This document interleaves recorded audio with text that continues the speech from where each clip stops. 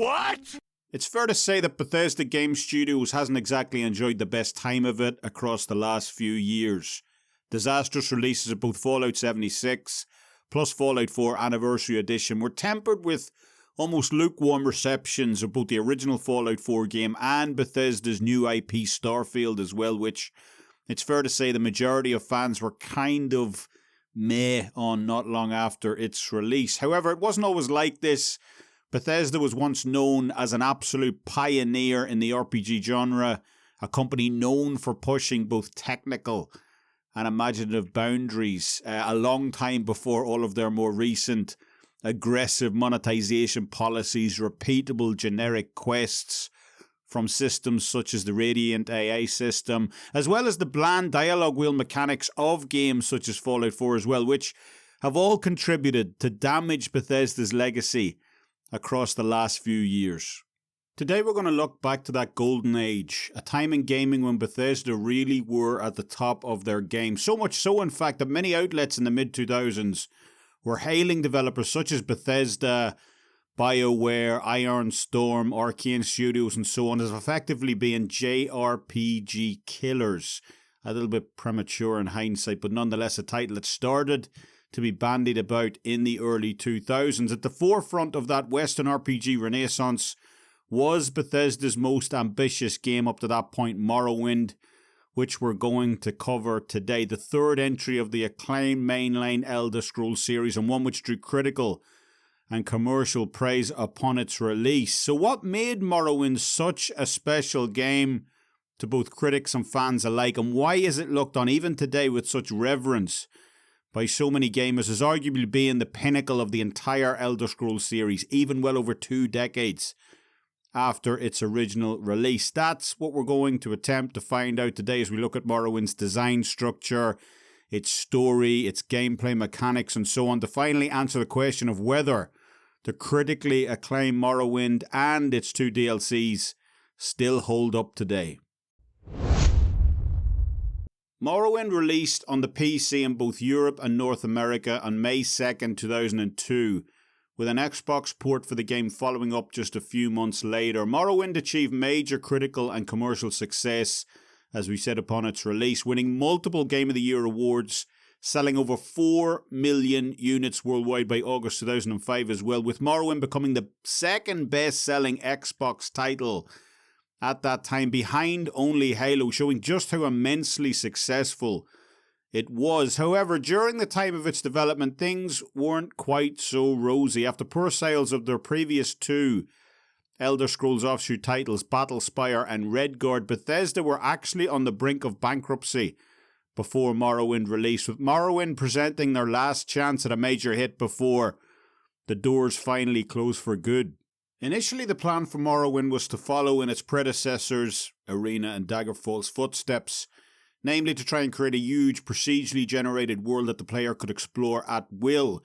This system, which would autonomously assemble thousands of dungeons and towns from a wide array of building blocks, was set to be upgraded from the previous experience players had with Daggerfall, but the team decided pretty early on, especially given their precarious financial position, that the game needed a console release to fully try and maximize sales. So this massive open world idea was quickly scrapped due to the hardware limitations of the Xbox. According to early reports, former lead programmer and project leader for both of the first 2 games, Julian LeFay, the father of the Elder Scrolls so to speak, had originally envisioned the third entry being very similar in style to the second one, only this time focused on the Somerset Isles instead of High Rock or Hammerfell like the previous game. Initial concepts had political intrigue and court conspiracies firmly at the heart of the game, given that the title was set to take place in the home of the High Elves, with all of their double dealing and chicanery, something that we later saw in Skyrim. Thankfully, a lot of the political infighting was saved and reused for Morrowind, with the Dunmer, the Dark Elves in effect, great houses, each now plotting their own course in becoming the predominant power within Morrowind. LeFay had also wanted Morrowind to be a massively multiplayer-focused experience as well, something they couldn't manage with Daggerfall, but a feature which was later included, albeit in a more streamlined manner, for its offshoot Battlespire just over a year later. However, creative differences plus a new corporate culture with that new push to console were enough to force LaFay out of the company just a few months after Battlespire's release, with LaFay's multiplayer idea getting scrapped pretty early on, and Todd Howard's vision of the game being a much more original experience than what had been tried previously. Also, two components which supposedly didn't sit too well with LaFay. LaFay was adamant that the team didn't need to make an original game, they just needed to make a good one. Traditional themes of castles, knights, wizards and so on were perfectly fine, he stated, and would actually go on to attract more players to the game because they felt more comfortable with that long established setting. He did caveat this by saying originality was fine also. It is a nice cherry on top to have at the end of the day, but it shouldn't ever be the main focus for any developer. Quality should always trump any other aspect of game development, and that the team seemed too, in his words at least, hyper-focused on creating that original concept above all else. I don't believe anyone's wrong in this particular argument personally. You know, traditional settings when done right have been fantastic. You know, think of games such as Baldur's Gate, Dragon Age Origins, Pillars of Eternity and so on, which definitely strengthen LaFay's argument that quality should always be the primary focus when developing a game. But that said, it's hard to imagine Morrowind without its originality. You know, it's arguably the game's greatest strength, in my opinion. The alien architecture, you know, the removal of fast travel, the almost obstinate pursuit of total freedom at times where you can effectively kill any central story character pretty much any time, and provided that you're aware of the consequences, no problem. Sadly, LaFay passed away in July of 2025, working on the Wayward Realms title alongside fellow Elder Scrolls originator Ted Peterson. But as Todd Howard pointedly put it, without LaFay, Bethesda and the Elder Scrolls series as a whole simply wouldn't be here today. This decision to release Morrowind on console, with the Xbox being the console of choice for Bethesda because, as Todd Howard put it in a recent 2023 interview, the Xbox was effectively a mini PC itself. That nonetheless forced Bethesda to abandon its previous procedurally generated world design idea and opt for a tighter, more detailed experience, one that the technically limited Xbox would be able to support. Going from the initial design concepts of the whole of the Somerset Isles to then switching to the Dark Elf province of Morrowind, to then instead being forced to focus even more on just its innermost island of Vvardenfell. This then allowed the developers to handcraft a more unique and atmospheric experience than anything they'd done previously. Concept artist for Morrowind, Michael Kirkbride, who was also the man responsible for the Warp in the West concept from Daggerfall, an imaginative idea that effectively allowed the developers to wrap up all of Daggerfall's 7 possible endings into one time-bending event where they all happened simultaneously, was the man responsible for the overall visual aesthetic of Morrowind also, along with being heavily involved in pretty much every other aspect of the game as well. This aesthetic and design choice is what largely made Morrowind such a memorable title in the first place, and its beginnings came largely from Kirkbride's favourite games, namely Abe's Odyssey and Out of This World. This design choice, coupled with the fact that the team were opting to create a more unique playing environment far away from the more safe and conventional high fantasy settings of games such as Ultima or even Bethesda's later titles such as Oblivion or Skyrim, meant the financial pressure was really on for the team, and their choice of effectively creating a large alien world instead of the more traditional European fantasy setting meant that Bethesda were all in on Morrowind in terms of banking the future of the entire company on its do-or-die success. Thankfully, all of the hard hours, contentious design meetings, and reportedly there were a few of those, plus financial restructuring, all paid off for Bethesda as Morrowind proved to be an enormous critical and financial success, especially on console where many people, including most of the team, believed it would fail. This financial success not only saved Bethesda from immediate closure, but also enabled them to go on and create some of the most well-known RPG titles ever made in their Elder Scrolls series follow-ups Oblivion and Skyrim in 2006 and 2011 respectively, alongside their acquisition of the Fallout franchise in 2004. Also, since then, Bethesda have continued to go from strength to strength, but many question if they can ever recapture the imaginative spirit of games such as Morrowind with their upcoming title, The Elder Scrolls 6, slated for sometime in 2028. As always, spoilers ahead for The Elder Scrolls 3 Morrowind as we delve into its concept design, story elements, as well as its gameplay mechanics in our endeavour to find out if it still holds up. Now, before we delve too deeply into the story, I played Morrowind when it first came out all the way back in 2002, well over 2 decades ago at this point. 46% say you're too old. And this intro music, it threw me right back. It's just so damn good.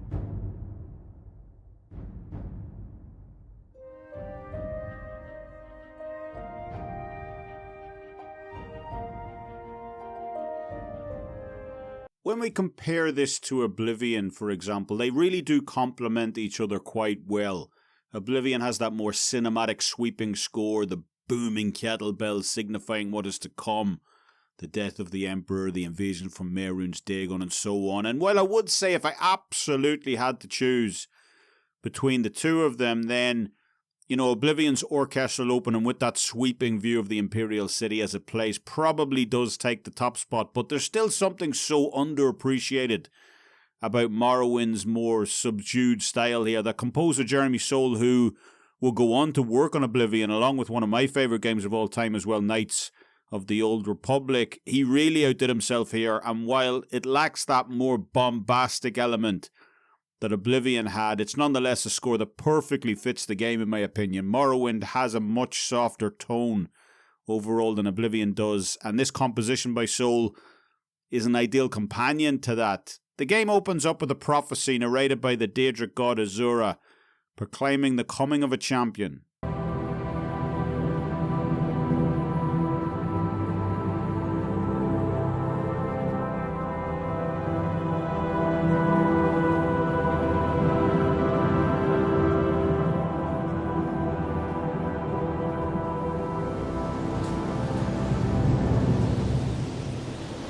They have taken you from the Imperial City's prison, first by carriage and now by boat, to the east, to Morrowind.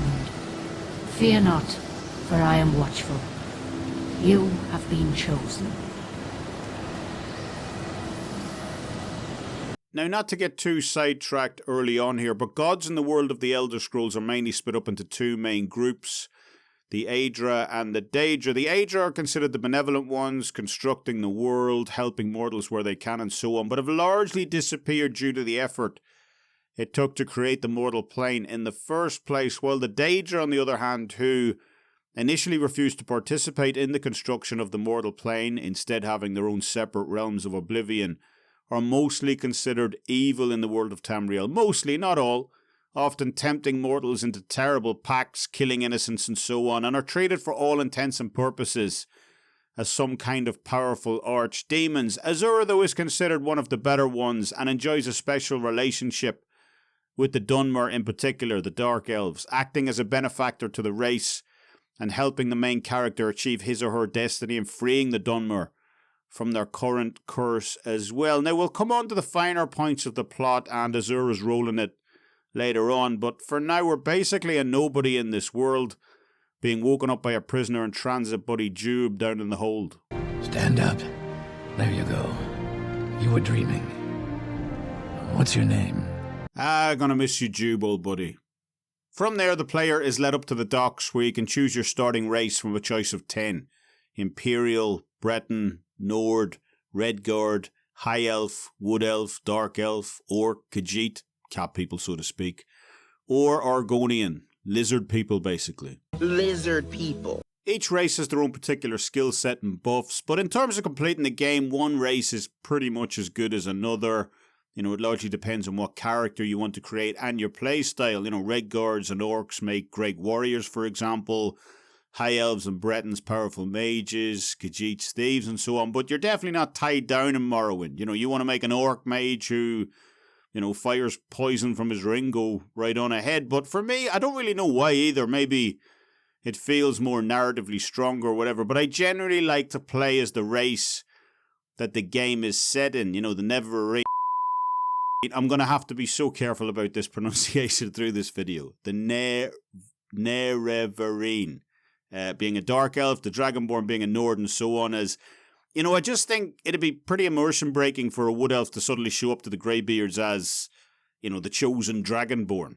I'm gonna kick your ass. Just wouldn't work in my opinion. Because the game is set in Morrowind, therefore, I chose to be a dark elf, or Dunmer, as they're more locally known as. I'm a big fan of the dark elves in general, even outside of this particular setting. You know, they're one of the most versatile races in the entire game. Magic, stealth, combat, however you want to play. And I find their starting plus 10 skill bonuses in both destruction and shortblade extremely useful. 75% resistance to fire also, which I believe is the single highest elemental resistance out of any race in the entire game as well. So yeah, dark elves rock. From there, you head into the Census and Excise office to pick your chosen class. This can be done in one of three ways: by answering a set of questions, how you would react in a given situation. You can also pick from a set list of classes as well, or indeed just make up your own custom class. This is the option that I went for, as I had a pretty good idea what character I wanted to play as and really didn't want to waste anything on unnecessary skills that I wouldn't use. Obviously, because this is a review, I wanted my playthrough to cover as many bases as possible in-game. This is largely impossible in Morrowind, however. After all, this isn't the power fantasy that Oblivion and Skyrim are, where, you know, you can become head of the Dark Brotherhood, Archmagister of the Mages Guild, Guildmaster of the Fighters Guild, and so on. And, you know, going back, it is pretty ridiculous, in fairness, that you're even allowed to become head of every available guild in those games, no matter what starting class you initially begin the game as. Hi, may I help you? Yeah, I want to be a mage. Okay, can you do any magic? Sure. Okay, great. Follow me. A few moments later. To cover my bases, therefore, I opted to go with a kind of Nightblade build, mixing alteration and illusion magic with sneaking and shortblade for attack. Unfortunately, what I would go on to later realise, though, is that sneaking in Morrowind is effectively broken. It's really poorly balanced, doesn't function like it's supposed to, barely levels up outside of trainers either, so I ended up barely using it after the initial sections of the game. I knew from previous playthroughs of Morrowind as well, even though it had been about 20 years at this point, that this mixture of magic and stealth would likely give me the best chance to rise in as many guilds and great houses as possible. So, Nightblade was clearly the way to go. The reason for the lack of advancement in guilds isn't just from a purely skills-based viewpoint either. It's mainly political in Morrowind. The three great houses absolutely hate each other, constantly vying for dominance of the region, and joining one will effectively freeze you out of the other two, as well as their respective members being rather unfriendly towards you also.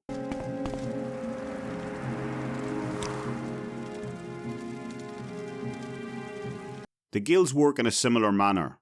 The native Kimona Tong hate the competing Thieves Guild, for instance, who they view as imperial outsiders. They've therefore contracted the Fighters Guild to remove them, even though the Fighters Guild are imperial outsiders themselves. That means there's an almost undercurrent Cold War going on between the Thieves Guild and the Fighters Guild at the start of the game. Something you're gonna have to be forced to choose between if you intend on rising through Morrowind's intricate guild structure. With that knowledge in tow, it was time to head out into the game proper, with the small fishing village of Telvanni being our first location in the game, but not without taking, you know, a few small items along the way. We're given a package to deliver to a man named Chaos Cossades in the town of Balmora, and that's basically it. As soon as you exit the customs building, you're given a message that now you're effectively on your own. This was a design choice from the early stages by the developers to give the player as much freedom as possible within the game, deprioritizing the main quest in order to further exploration. Even when we do make it over to Balmora as well, Kaya simply takes the message from us, calls us green, and tells us not to come back until we've got some experience behind our belts. This game really emphasizes freedom and exploration at its core, letting you do and go pretty much wherever you please, and almost pushing you to do so at times. From Telvanni, we can do a few things in order to get some early money in our pockets. Firstly, we can return Fargoth's ring that we found back in a barrel in the customs building. This isn't so much for the monetary reward either, but for the sizable discount we can receive from Fargoth's friend in the local trading house. We can also then go on to betray Fargoth as well soon after, hunting down a secret stash of cash at night after some Imperial guards suggest that he's been holding out on them. Again, take Fargoth's cash, keep it, return it to the Imperial guards, split it. It's completely up to you. There's usually no right or wrong way to do a quest in Morrowind, bar your own thought process. You certainly won't fail the vast majority of them by doing so. Not far from the village, we can also find a dead tax collector with a stack of gold on him. Again, you can hunt down the perpetrator of this crime from the tax records located on his body, but the fact that they left the gold on him and claimed the tax collector was robbing the local populace makes the crime a little more grey than the black and white murder usually suggests. You can either let the perpetrator go, execute him on behalf of the authorities, or simply take the gold off the body and move on. It's completely up to you and how you handle the situation. Probably the most famous early quest, though, takes place on the road just north of Solstheim, where a wood elf wizard elaborately falls from the sky in a rather dramatic death.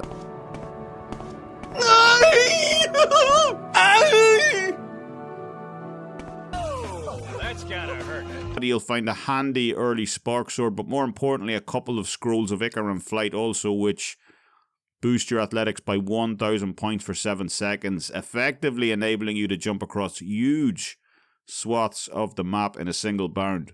Yet unfortunately, as poor old Tarheel found out, don't help you too much when landing. If you ever get the chance to check out the speedrunners of Morrowind on YouTube as well, it's well worth doing so. They use these scrolls in order to get inside Red Mountain in the quickest possible time, and it's fantastic how fast they're able to put everything together.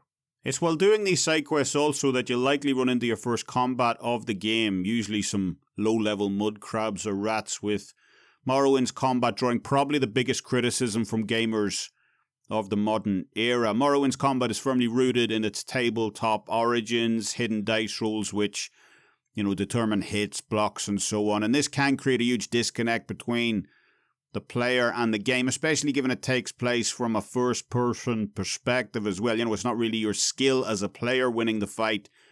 It's the chance mechanism working behind the scenes. That said, if you can get past the somewhat tedious early game where your low skill coupled with zero fatigue means you'll likely be missing more than you're hitting, it does get a lot better in fairness as the game progresses. Once your skill in a particular weapon reaches a certain threshold, you'll be hitting at an almost automatic rate for the most part, and there are plenty of buffs that you can use to bolster your fatigue also. From Solstheim, we're tasked with going to Balmorra, and how we get there is really up to us. There is no quote-unquote fast travel in Morrowind, with the game instead providing huge hulking insects called stilt striders as the predominant method of travel throughout the game. These only go to major cities, however, and for more rural locations, you'll often be forced to walk or take boats up and down the coast to get near to your destination. One of the most convenient ways of getting around, though, is the mark and recall spell, which marks a spot where you're currently at and transports you back there almost instantaneously. Divine or Almcivi intervention spells can transport you to the nearest Imperial shrines or Tribunal temples. Also, these are usually always located in big towns as well, especially the temples, which, then allow easy access to either stilt striders or boats to carry on your journey. It's therefore advisable, even if you don't plan on playing as a mage, to usually sink at least a few points into the mysticism skill in order to access these quick travel perks of mark, recall and intervention. There are potions and scrolls which can do the same thing, but these can quickly clutter up your inventory, and just knowing the spell itself is often far more convenient. The final method of travel is the Mages Guild, which operate their own guild-to-guild travel system, transporting mages to any guild of their choosing. So, while there is no fast travel in and of itself in Morrowind, there are more than enough methods of getting around Vvardenfell's map to ensure players won't get too stuck without the mechanic. Likely the best method to get to Balmorra from Solstheim, though, is by simply walking. This is something the game encourages often as well through its rather dubious NPC directions that often get you more lost than if you'd simply gone in the general direction yourself. The roads themselves are well marked though, and finding any of the bigger towns in the game is fairly straightforward as all the roads are clearly signposted. After arriving in Balmora and dropping off the package to Caius, it's time to decide what guilds we want to hit up first in order to make a name for ourselves. The first two I thought I'd try out, namely because they sounded easy enough, were the aforementioned Imperial Cult and Tribunal Temple. I mean, religious quests, how hard could they be? Make pure the flood from which you came. The Imperial Cult has you pick from 3 ways in which to serve the divines. As an almoner who effectively goes around collecting donations, as a healer who goes around collecting specific ingredients for potions for the sick, or the one that I ended up choosing, a shrine sergeant who, is a kind of soldier / detective solving people's problems throughout the world using, deduction of the end of his sword. These starting quests are all fairly straightforward for the cult. Find this expensive limeware bowl that has been stolen from the chapel, hunt down a witch hiding in an egg mine, and so on. With the only one that gave me any real trouble coming via those damn NPC directions, again, near the end of the Shrine Sergeant quests, you're tasked with retrieving the silver staff of shaming from a former acolyte who lies in the shadow of Mount Can, with even your journal suggesting you'll find the body in the setting shadows of the mountain.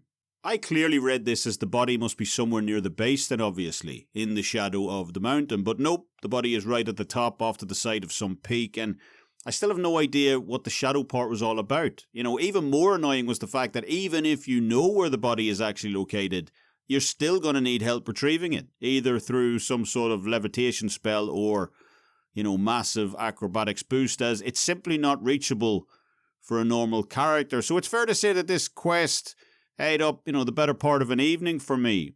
However, it is out on quests like this where you really can see just how well the graphics have held up across the last 2 decades. The water in some of these coastal towns, especially for a game released all the way back in 2002, is simply stunning in parts. Just look at that rippling effect on the water when it rains, and both the sunrises and sunsets in-game also with their own distinctive lens flare are, equally impressive as well. Once you've got the initial quest for the cult out of the way, you're promoted to acolyte yourself and can then talk with the cult's oracle, Lalisha Varian, about the more high-ranking assignments that need to be done. These assignments can produce some of the most legendary gear within the entire game as well, so even if you have no interest in serving the Imperial Cult, they're well worth doing all the same, provided you have the skills. That is, the first of these elite level quests is you hunting down and finding the legendary Ring of the Wind in a smuggler's cave called Namu, with you running across a manifestation of the Aedra Lord Zenithar along the way, something that actually happens more than you'd think in this game. From John Hawker, aka Zenithar, we can pick up his 2 gloves, Zenithar's Warning and Zenithar's Wiles, 2 extremely useful items that we can use to either charm or demoralize our opponents after handing John a divine intervention spell so we can escape. However, the far more useful prize in this mission is arguably the aforementioned Ring of the Wind, which boosts our agility by a full 30 points from wearing a constant effect as well, and something which I use for the rest of my playthrough. However, that's where my run with the Imperial Cult unfortunately ended, as I simply wasn't skilled enough in any of their required attributes to advance past the rank of Acolyte, especially as they were my first faction joined in game, those attributes being blunt weapon, enchant, and so on. I did actually mean to come back and finish these quests after, I'd gone and done some other factions, leveled up a bit more, but Morrowind is just so damn big that I completely forgot about the Imperial Cult after a while and finished the game tapped out as an acolyte. Keeping with the religious theme, my next questline was working for the Tribunal Temple, and this was actually a little bit tricky, as talking with some of the temple members as a registered Imperial Cult member can actually lower their disposition towards you.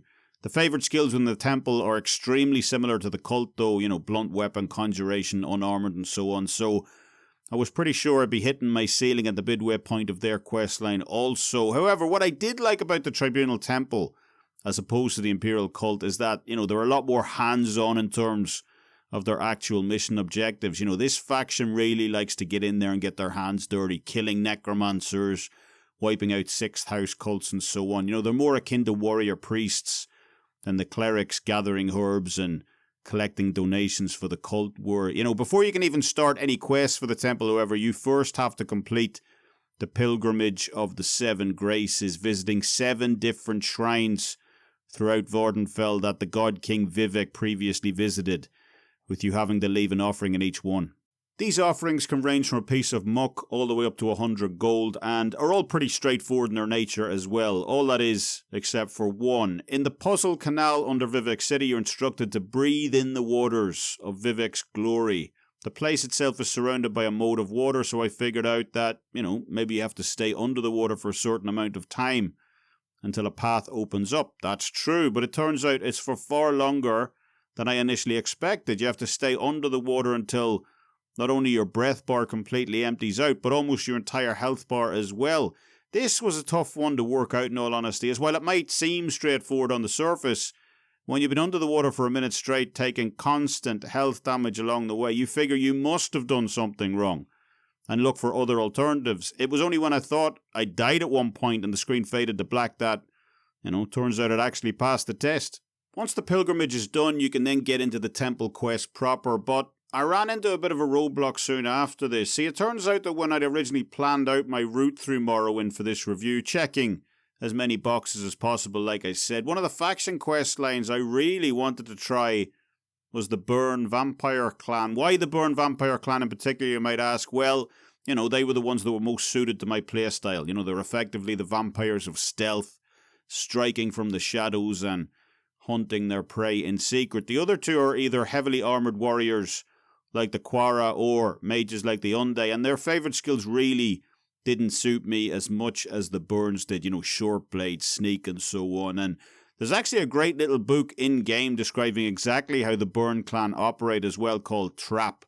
And it's honestly one of the best reads in the entire game. So many of Morrowind's and the Elder Scrolls lore is absolutely top-notch in fairness. Books such as The Locked Door, Chance's Folly, Surfeit of Thieves, and so on. But Trap might well be the best of the bunch. However, while that might have been the initial plan, Morrowind tends to put a spanner in the works with its constantly battling factions, and it turns out that one of the Tribunal Temple's main quests, at least from where I was taking quests from in Molag Mor, was to wipe out the Burn clan. So much for my vampire playthrough. It was at this point that I was forced to stop the Temple's questline also, as I just didn't possess enough skill points in the right areas to advance to the Archcanon's elite level quests in Vivek. However, not one to be despondent, I soon cheered myself up after all these religious excursions by taking a trip to the House of Earthly Delights in Suran for a bit of well-needed R&R.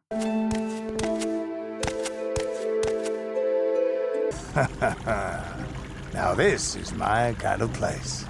With that pit stop out of the way, it's time to resume our questing, but before we do, I do feel we need to cover some of the base enemies in this game and, what exactly makes them so annoying in parts. Now, most of you watching this video probably already know about Morrowind's excessive cliff racer problem and the numerous mods that claim to completely take them out of the game as well. I was using an unmodded version of Morrowind for this playthrough, and I can attest they are really, really annoying. Thankfully, they are light in certain parts of the map, but in others, especially on the coast or in the Foyada, that volcanic ravine that runs from Balmora all the way up to the Ghost Gate, they are absolutely fucking relentless. You literally can't go 6 steps without hearing that infamous squawk, and you'll often look up, and see 3 or 4 of them in the sky as well, waiting in a patient line to take you on.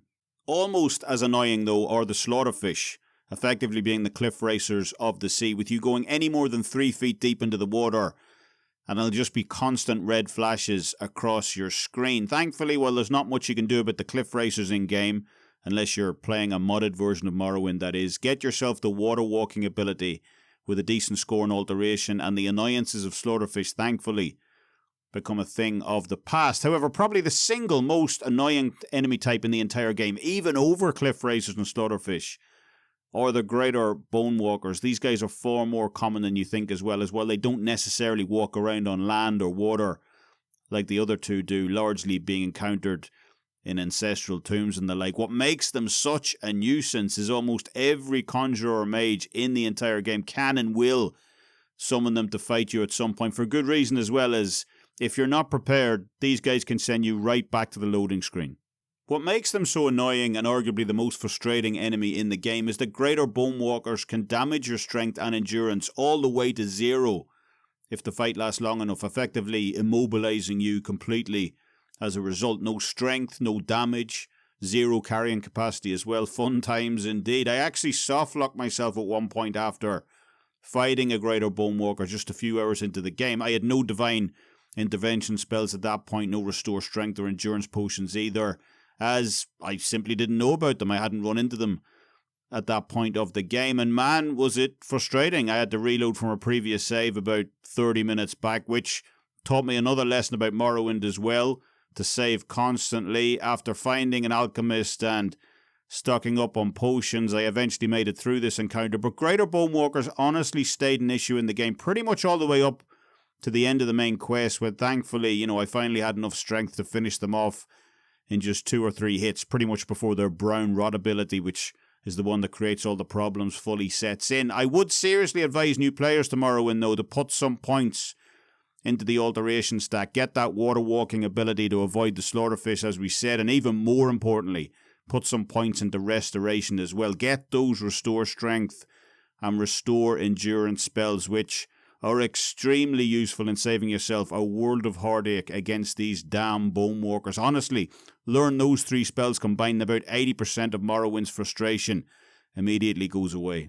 The next questline I jumped into was the Thieves Guild, and unlike the first 2 religious-themed factions, I knew I had exactly the skills needed to advance all the way to the top within the Thieves Guild. The Thieves Guild and Morrowind are my favourite Thieves Guild group from any Elder Scrolls title as well, at least the ones that I've played. Apologies to Arena and Daggerfall fans out there. There's just something about how they hang around in bars, in plain clothing within the bigger cities, that it just seems so organic to me. It's exactly how I picture a bunch of thieves operating. It's not that I had any particular issue with the Thieves Guild in either Oblivion or Skyrim, for instance, but, to have giant Nords dressed in leather fatigues hanging out in the sewers seemed, more like a BDSM party than a meeting of shadowy rogues. You guys look pretty gay. As for Oblivion, well, I did enjoy the fact that you had to hunt them out to begin with. Thought that was cool. Plus some of the more high-profile quests near the end, like, the Blind Moth Monks, when you had to break into the Imperial Palace for an Elder Scroll and so on. I just couldn't take this guy seriously. Like, what the fuck? Like, this guy's supposed to be your main man? You look like a retarded Michael Myers. It's not a good look. Early missions within the Thieves Guild and Morrowind are generally exactly what you'd expect. Stealing diamonds from a local merchant, pilfering some rare brandy from a noble's estate, finding some incriminating evidence, and so on. Once those initial quests are out of the way, though, and you're leveled up enough to talk with the head honcho himself, Gentleman Jim Stacy over in Vivec, the stakes start to get a lot higher. Gentleman Jim, as you attempting to glean information out of and find informants within the Fighters Guild as part of their never-ending war with the Kimona Tong. Again, it's impossible to join and rise in both factions in Morrowind, as the Fighters Guild will have you hunting down Thieves Guild bosses and executing Gentleman Jim Stacy himself as part of its questline, so you're gonna have to make a choice here. After persuading some of the more high-profile Fighters Guild members to come over to our side through either blackmail or bribery, we're then forced to hunt down 2 of the Kimona Tong's top enforcers, as well as wipe out the entirety of Vivec's Fighters Guild office as well. A quest which I thought would be much harder, in fairness. For Fighters Guild top brass, these guys went down especially easy. Once the war is over, Gentleman Jim raises you to the rank of Master Thief, effectively making you the new Guild Master. And as part of the additional reward, bequeaths us with the infamous Skeleton Key, a special lockpick given by the Daedric Goddess Nocturnal that will open any door or chest in the game, albeit with a 50-use max. With that done, it's over to tackle the Mages Guild questline, but I ran across a couple of side quests along the way, with some of these offering really good rewards as well. One of the first ones I found was the Boots of Blinding Speed, a famous quest which are an equipable item given to us if we escort a young Redguard lady called Permene to Nar Mok. Once you reach Nar Mok, Permene will hand you the boots as payment, and upon putting them on, they really do exactly what they say on the tin. A little Ronseal reference in there. It does exactly what it says on the tin.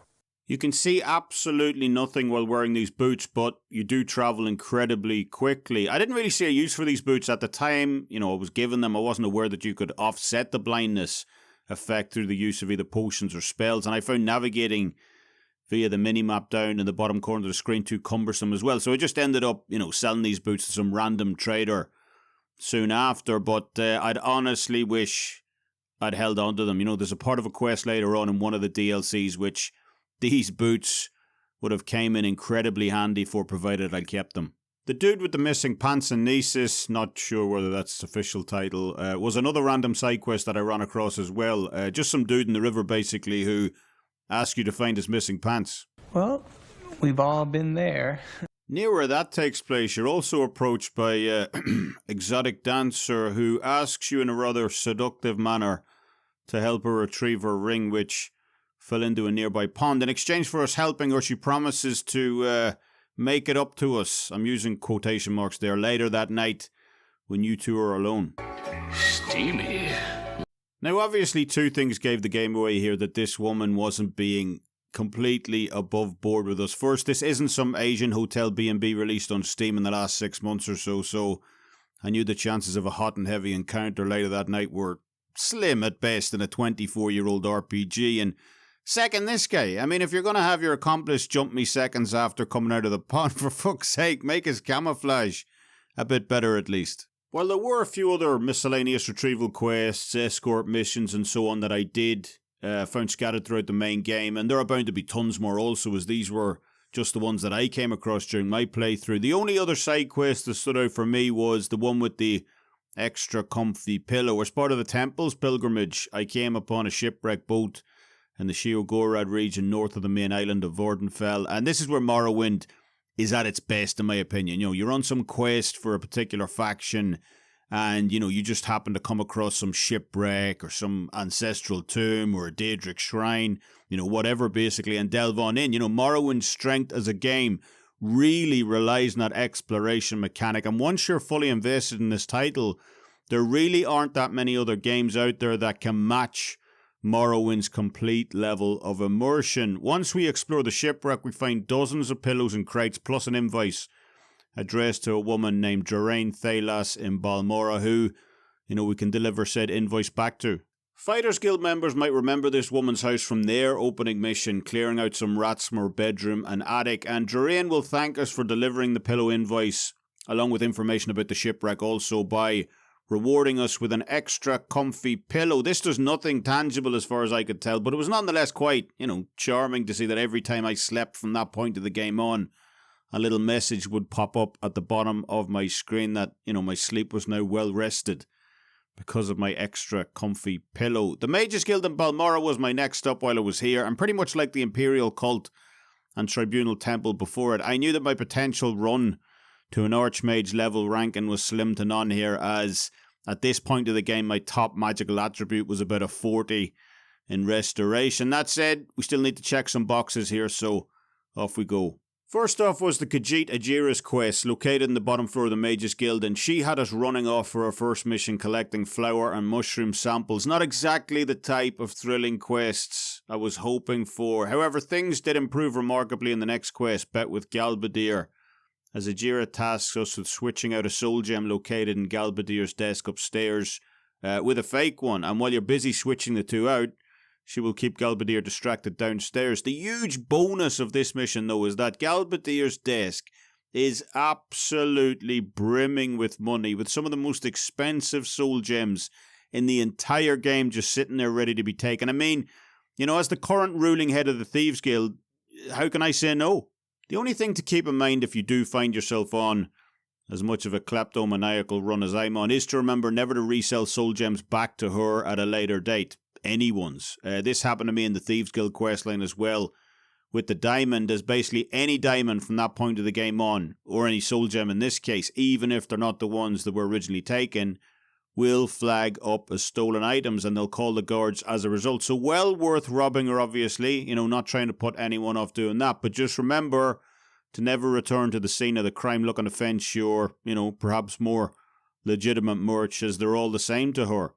Unfortunately, after a few more fetch quests and running over to Aldrun to locate some Dwemer artifacts, the Dwemer being the dwarves, I didn't get too much further in the Mage's Guild, tapping out at Conjurer level, I believe, which is about halfway up the ranking list. So yeah, unfortunately no fancy Archmage quarters for me.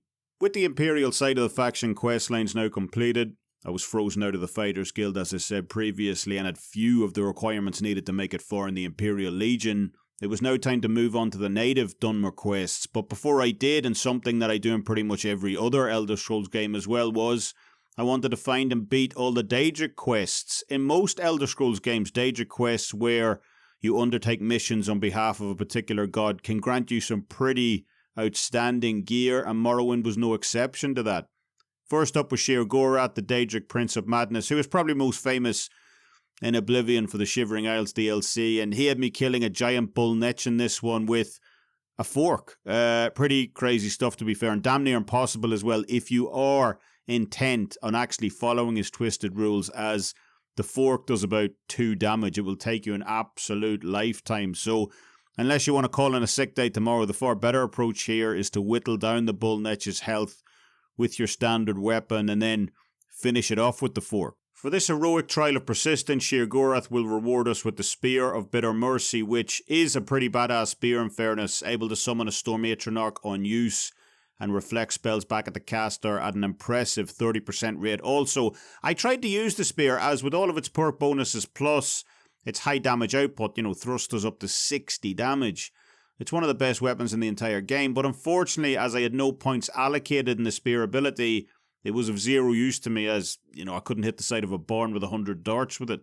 The next Daedric prince up, or princess I should say, was Azura, the patron deity of our main quest in Morrowind as well, and one who's having a little trouble of her own with Sheogorath. It turns out her and the Mad God are having a side wager. Again, this is why the Daedra are generally frowned upon, as mortal lives largely mean nothing to them. A priestess of Azura is currently living in isolation up in the north of Vvardenfell, and Azura tasks you with making sure she's undisturbed by the minions that Sheogorath is sending after her. This quest is pretty simple in all honesty. Head north to the island near Dagoth Fell and dispatch the Daedric creatures Sheogorath has been sending in, with the final one, Stada, the Golden Knight, being the key to breaking the siege. For this, Azura rewards us with Azura's Star, the most powerful soul gem in the entire game, and pretty much an essential item as well if you're into mysticism.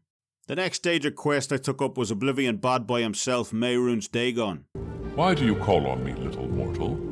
Do you seek your death so soon? Not a bad view. But this was probably the most boring Daedric quest of the lot for me. Go to Ancestral Tomb, retrieve an old dagger from Mehrunes Dagon, and he'll then turn it into a Daedric dagger for you. Honestly, this quest was a bit of a letdown, but, at least the reward was fairly cool. Mehrunes' Razor can disintegrate armor for up to 25 points, cast poison for up to 20 as well, weakness to poison also. So, while there are better short blades in the game at the very top level, this was nonetheless a welcome addition to my weapon rack at this stage of the game. Just a shame the quest itself was so boring. Moving on from Mehrunes Dagon, I next visited Malakath, and while Azura is associated with the Dark Elves, Malakath is usually associated with the Orcs, being patron of the ostracized. Malakath wants you to restore the glory of one of his people by revealing the true story of what happened concerning the famous hunter Orin Bearclaw. Orin Bearclaw supposedly achieved and is heralded for performing many great deeds, including slaying the dreaded witch serpent of the Bosma Wood. But Malakath states quite unequivocally that the entire myth is a complete lie, and that the hero of the tales was actually his orc bodyguard, Karag Gro Kar, who completed all the trials while Bearclaw was the one who took all the praise. You can find Orin Bearclaw's descendant Farvin walking around near Narmok after asking about him in Vivek, and I didn't even really try to talk to him that much, to be honest. I'm not particularly proud of the fact, but I thought I'd take him by surprise just in case the story of his legendary warrior bloodline was true. Turns out it wasn't. Farvin, adding further weight to the evidence that his ancestor was a complete fraud, goes down remarkably easy after just a couple of hits. But his bodyguards, man, do not underestimate these guys, as they certainly make up for Farvin's shortfall. I was forced to go through more than a couple of top tier health potions here just to stay in the fight. As a reward for killing Farvin Bearclaw plus his guards, Malakath will allow us to keep the legendary Helm of Arimberclaw, a wearable item that, even though I wasn't trained in heavy armour specifically, I nonetheless wore for the rest of the game, as its buffs are simply brilliant. Plus 40 to agility, that's plus 70 when combined with the Ring of the Wind we picked up earlier. Plus 40 to endurance as well, so definitely something you want to think about keeping in your inventory, in my opinion. Boethia was the next Daedric Lord up, and his quest had us look to try and restore his former glory. It turns out the people in Morrowind have forgotten who Boethia even was, leaving his broken statue at the bottom of the sea, and upon talking with what's left of his head down there, he wants us to try and build him a new one. Now, you're obviously not going to go around swimming aimlessly in the sea in order to find this statue. While Morrowind is a game all about exploration at the end of the day, that might be taking it a bit too far, but you can find out the location of Boethia's statue from recurring character Maik the Liar. Now, Maik the Liar is a bit of a running gag in the Elder Scrolls series, appearing in every game since Morrowind, and named after senior programmer Mike Lepari. Maik the Liar in later games generally just comments on the state of the world, or, offers the player some witty anecdotes or such. However, in the case of Morrowind, he actually has something useful to say, directing us to where Boethia's statue lies at the bottom of the sea, although in a very vague manner. Once we find the statue at the bottom of the sea, Boethia has us find a sculptor in Caldera who can be commissioned to undertake the task of building a new effigy to the Daedric Prince, although he needs 2,000 gold plus the book Boethia's Glory in which to do so. Once the orc sculpture Duma Grolag has been found and suitably rewarded, he sets off to work on building the statue at the lookout of Cartag Point, up on the far northwestern corner of the map. But it was actually only when going back and planning out this script that I'd realised I'd completely forgotten to go back and check on the finished statue. Duma Grolag tells us that the statue will take 21 days to complete, and basically not to bother checking in on him before that. That makes sense. Like a lot of Morrowind, narrative rules tend to trump more mechanical ones, but 21 days in game is an absolute lifetime. And while I did initially mean to go back and check out the finished statue, pick up the sizable reward of the Sword Goldbrand as well, I just completely forgot all about it. And by the time the statue was completed, I'd already wrapped up the main quest as well as a sizable chunk of the DLCs also. The final Daedric Lord quest I was able to complete was Molag Bal's one, with Molag Bal probably being one of the most infamous Daedric princes in the Elder Scrolls franchise, right alongside Mehrunes Dagon, as the quote-unquote father of vampires has a notable tendency for cruelty. Molag Bal's standout quest in the franchise so far was probably in Skyrim, where his House of Horrors quest was easily one of the better side quests in the entire game. However, just like Mehrunes Dagon, his quest in this game isn't all that well executed at all, in my opinion, and it's a real shame to have basically your top two Daedric princes relegated to, kill this guy or find this thing and report back. Molag Bal has us hunt down and kill one of his servants who has supposedly been rather lax in his worship of the god, living it up within the confines of another shrine, and that's about it really. Nothing particularly complicated about it. Head to the Daedric shrine, kill the Daedroth servant Mentana, and report back. For this service, Molag Bal issues us with the Mace of Molag Bal, a pretty good weapon overall, which can absorb both strength and magicka upon impact, but one that, even with having the blunt weapon skill, I wouldn't exactly classify as a top-tier elite weapon. The seventh and final Daedric Lord quest in Morrowind, Mephila's quest, I unfortunately wasn't able to complete as it actually intersected with the Morag Tong quest line without me realising. Most of the Daedric princes in Morrowind have their own statues or shrines dedicated to them in-game where you can contact them at your leisure, but Mephila, the Daedric princess of lies, murder, secrets and sex, hell yeah! Ha! actually has her altar inside the regular Morag Tong building, with it just being a simple altar, exactly the same build and type as the Imperial cult ones we were at before. In fact, Mephila is the only Daedric Lord in-game that has no dedicated statue of her own, so it's pretty easy to miss, in fairness, unless you're actively looking for it. Because of what she represents, namely all those secrets and murder, Mephila is the patron deity of the Morag Tong, Morrowind and the Dark Elves version of the Dark Brotherhood, and it was me joining the Morag Tong that created all this confusion in the first place. Talking with the Morag Tong members upon first entering their hideout, I was given some treated bittergreen petals from a man named Taros Dral in order to poison someone for the glory of Mephila, but it was kind of unclear whether this was an actual Daedric quest. Certainly didn't look like it at the time.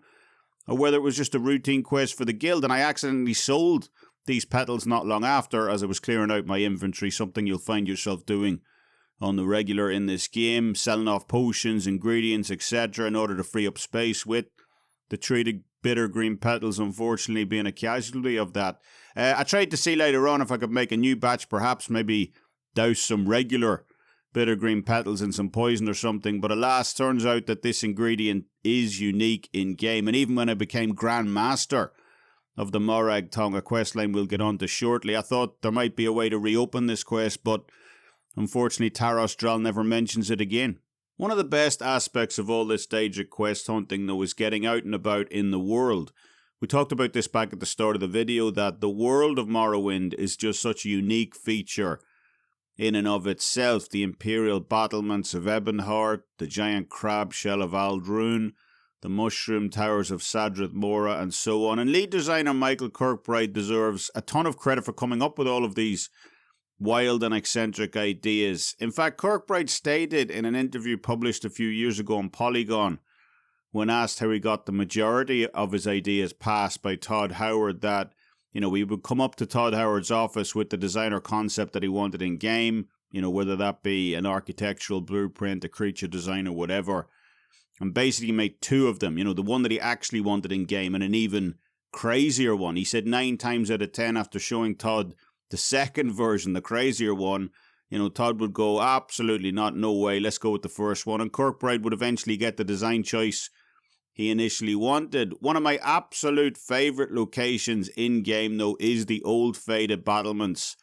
of Orkingtonch, an almost, haunting relic of old dwarven design. The imposing sentry, vigilantly watching over the rusted metal bridge, the giant steam crossbow fortifications with the arrows still in their docks. This was a civilization unconquered by enemies, yet gone all the same. There's just something almost sorrowful about this location, that I absolutely love its design, and even the way the mountain has started to cover up the entrance to the ruin as well, almost hinting that at some point in the future the dwarves will even cease to be a memory. I think it's just such a special place within the world, and just one of the many reasons why Morrowind is considered such a landmark title in video game design.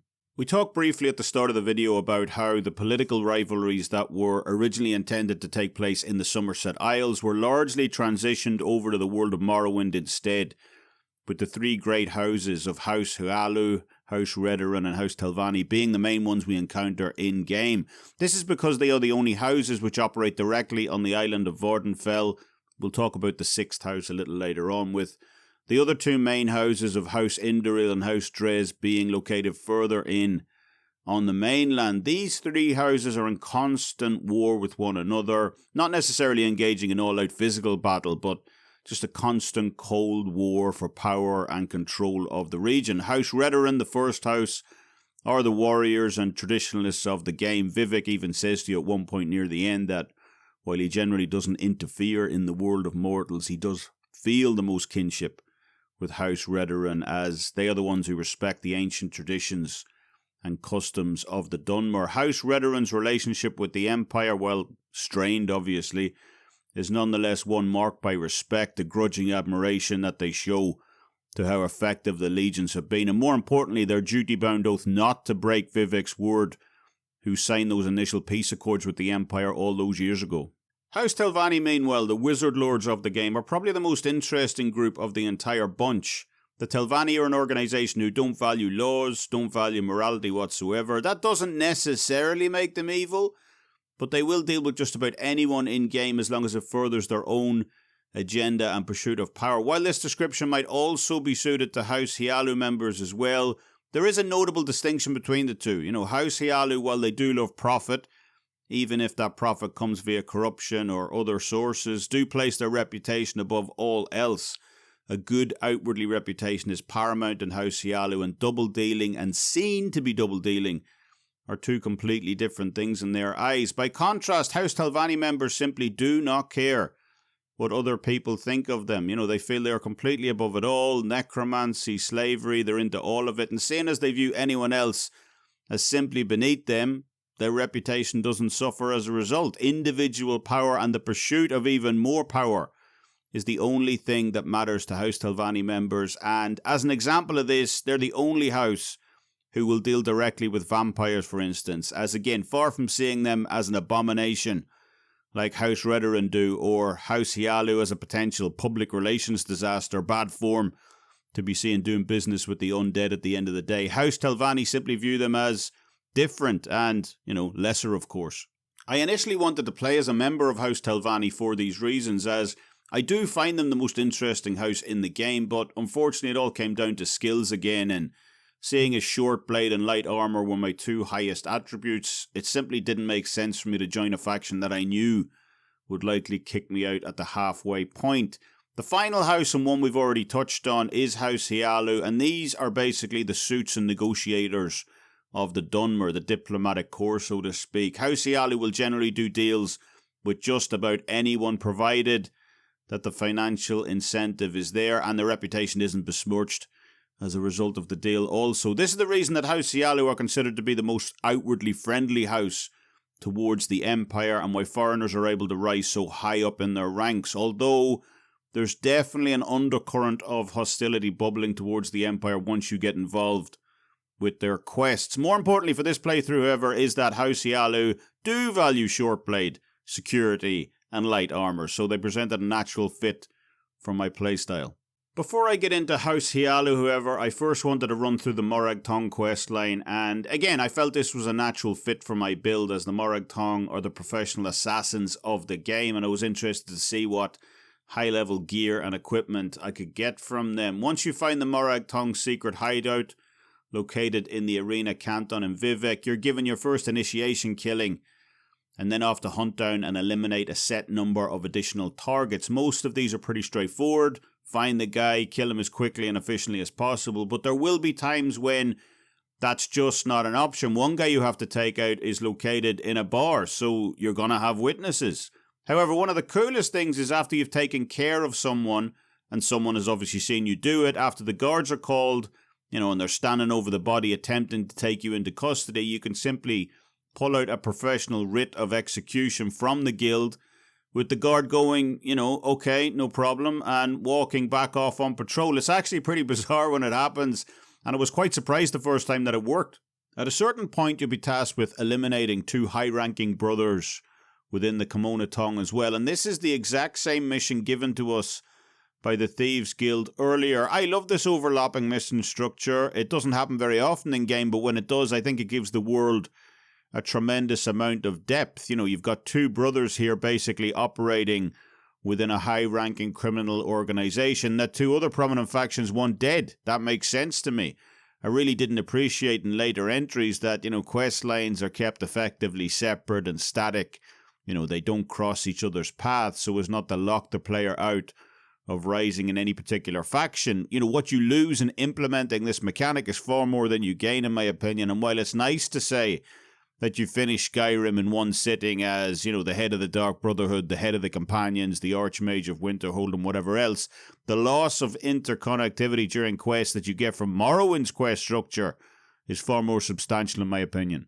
Once the brothers have been taken care of, you can then take execution writs directly from the Grand Master himself, Eno Hlaalu in Vivec. Not really sure if he's related to the house in any way, as I believe the Morag Tong were a neutral entity, but that aside, while you're still tasked with killing people for Eno, his quests are largely centered around eliminating the threat of the Dark Brotherhood in Vvardenfell and picking up a full set of the legendary Sanguine armor as well. The Dark Brotherhood section of this questline ends with you killing the local chapter's Night Mother, Severa Magia, in a Daedric ruin just outside of Vivec, with her and her companions eliminated, and the Dark Brotherhood now no longer having a presence on the island, not so much for Morrowind's capital city of Mournhold, which we'll get on to soon enough. It's time to challenge the Grand Master himself. Now, by the time this happens, there's a very good chance you've picked up all of the Sanguine armor items for the Grand Master that he's requested, and after doing this, he tells you that he simply wants to retire. Normally for a new Grand Master to take charge, the old one must be overcome in a duel to signify that change in power. However, old Eno here must see the writing on the wall, as he wants you to completely break protocol as well as historic tradition and simply let him retire. I couldn't allow him to do that, however, after spending hours gathering up all that elite level sanguine armour. I wasn't about to just let him ride off into the sunset with it. Not on my watch. You want some more? Now it was the turn of the final guild faction questline, House Hlaalu, before tackling the main quest itself. House Hlaalu, as I said previously, is centred firmly around profit and manipulation, and their opening set of quests reflect that mindset, from disguising yourself as a dead Redoran noble in order to intercept some orders, to intimidating a merchant into buying House Hlaalu only hides, retrieving some debt money and so on. They really lean into exactly what you'd expect to find from a house revolving purely around profit. The quest that really highlights this the most, though, is the Ananias Eggmine quest given to you by Nanello Dorvain in Balmorra. Dorvain wants you to kill the Quama Queen and her rival Sergio Oren's Eggmine as an effort to undermine his influence within the house. No one said these Hlaalu councillors played fair after all, especially amongst each other. However, you don't have to carry out her command. You can simply take Dorvain's orders and report them directly to Sergio Oren, who will hand you 1,000 gold just to walk away and leave his Eggmine in peace. Obviously, Dorvain will be less than impressed by this outcome, disobeying a direct order. But if you take Oren's 1,000 gold and still kill the Quama Queen on top, she'll be majorly delighted. Sergio Oren obviously less so, giving you a further 500 gold on top of his 1,000 gold and praising your cunning in the process. All these initial quests lead you back to Vivec, however, and the mansion of the eccentric Imperial Councillor Crassius Curio. Curio is a strange beast, to say the least, telling prospective members to call him uncle, calling you dumpling and sweetie pie in return, and perhaps most unsettlingly telling you to undress right in front of him in order for you to advance in the guild. For $500 a month, I'll kill whoever you want. But keep one thing in mind. I'd happily kill you for free. Most of Crassius's quests have you spying and working for a rival councillor, Odril Helvi, in Caldera, who it turns out is smuggling ebony in large quantities behind Hlaalu's back. You can report every step of these quests to Crassius, or simply let Odril cook, making large sums of money in the ebony smuggling ring for yourself in the process. At a certain point in the Hlaalu questline, once you reach the rank of kinsman, you'll be tasked with constructing your very own stronghold. Strongholds are basically like family estates, showing your new wealth and power within the organisation. To get started on your stronghold, you'll need a construction contract plus a land deed, the latter of which is priced at a healthy 5,000 gold. From there, it's simply a matter of checking in every once in a while as the stronghold is getting built, along with doing some minor quests for it also. The first phase of the construction for my Hlaalu estate has us meeting the foreman of the site and seeing where a new estate will be located. The second phase after this has us needing an income in order to support the estate, with a local egg mine providing a perfect source of income. However, the queen of this egg mine has been infected with a disease, so not only do we have to cure both her and her workers, but also hire new miners to repopulate the mine as well. We can poach these miners from either House Redoran or House Telvanni, with any loss to those two houses being a good day for us. Unfortunately, I thought this was where the quest ended. I received no further notifications about the stronghold's construction in my journal as I'd done previously, and frankly, the estate looked complete to me. You know, the manor was up, the tower overlooked the valley, the walls looked strong, the interiors were finished, so I just presumed that was that. Looking it back up for this review, though, and it turns out there was actually a final phase to get through, namely to hire a guard and clear out some local bandits in order to fully secure the estate. So yeah, a bit disappointed that I wasn't able to fully finish off the stronghold quest, but you know, it is what it is. The final few quests of House Hlaalu have us working directly for Duke Vidam Dren in Ebonart. He was the man who gave us our construction contract for the stronghold a little earlier and is the highest ranking imperial official on the island of Vvardenfell as well. Vidam Dren was once the head of House Hlaalu before taking over as Duke, and is the only character in the game who can promote us to that title now. The Duke only has 2 missions for us once you reach him, namely controlling the Ordinators, who are presenting a bit of a problem for House Hlaalu, and dealing with his younger brother Orvas Dren, who runs the Kimona Tong Syndicate. We need to find a way to get the Kimona Tong to stand down, basically, as not only are they posing a problem for House Hlaalu, but they're creating problems for the Empire also. There are a number of ways in which to do this, including killing Vvardenfell outright. Probably not the best move in fairness, as it was his older brother who gave us this quest in the first place. You can blackmail Vvardenfell either by finding an incriminating note found down in his basement, or you can do what I did, just pay him enough cold hard cash until he retires.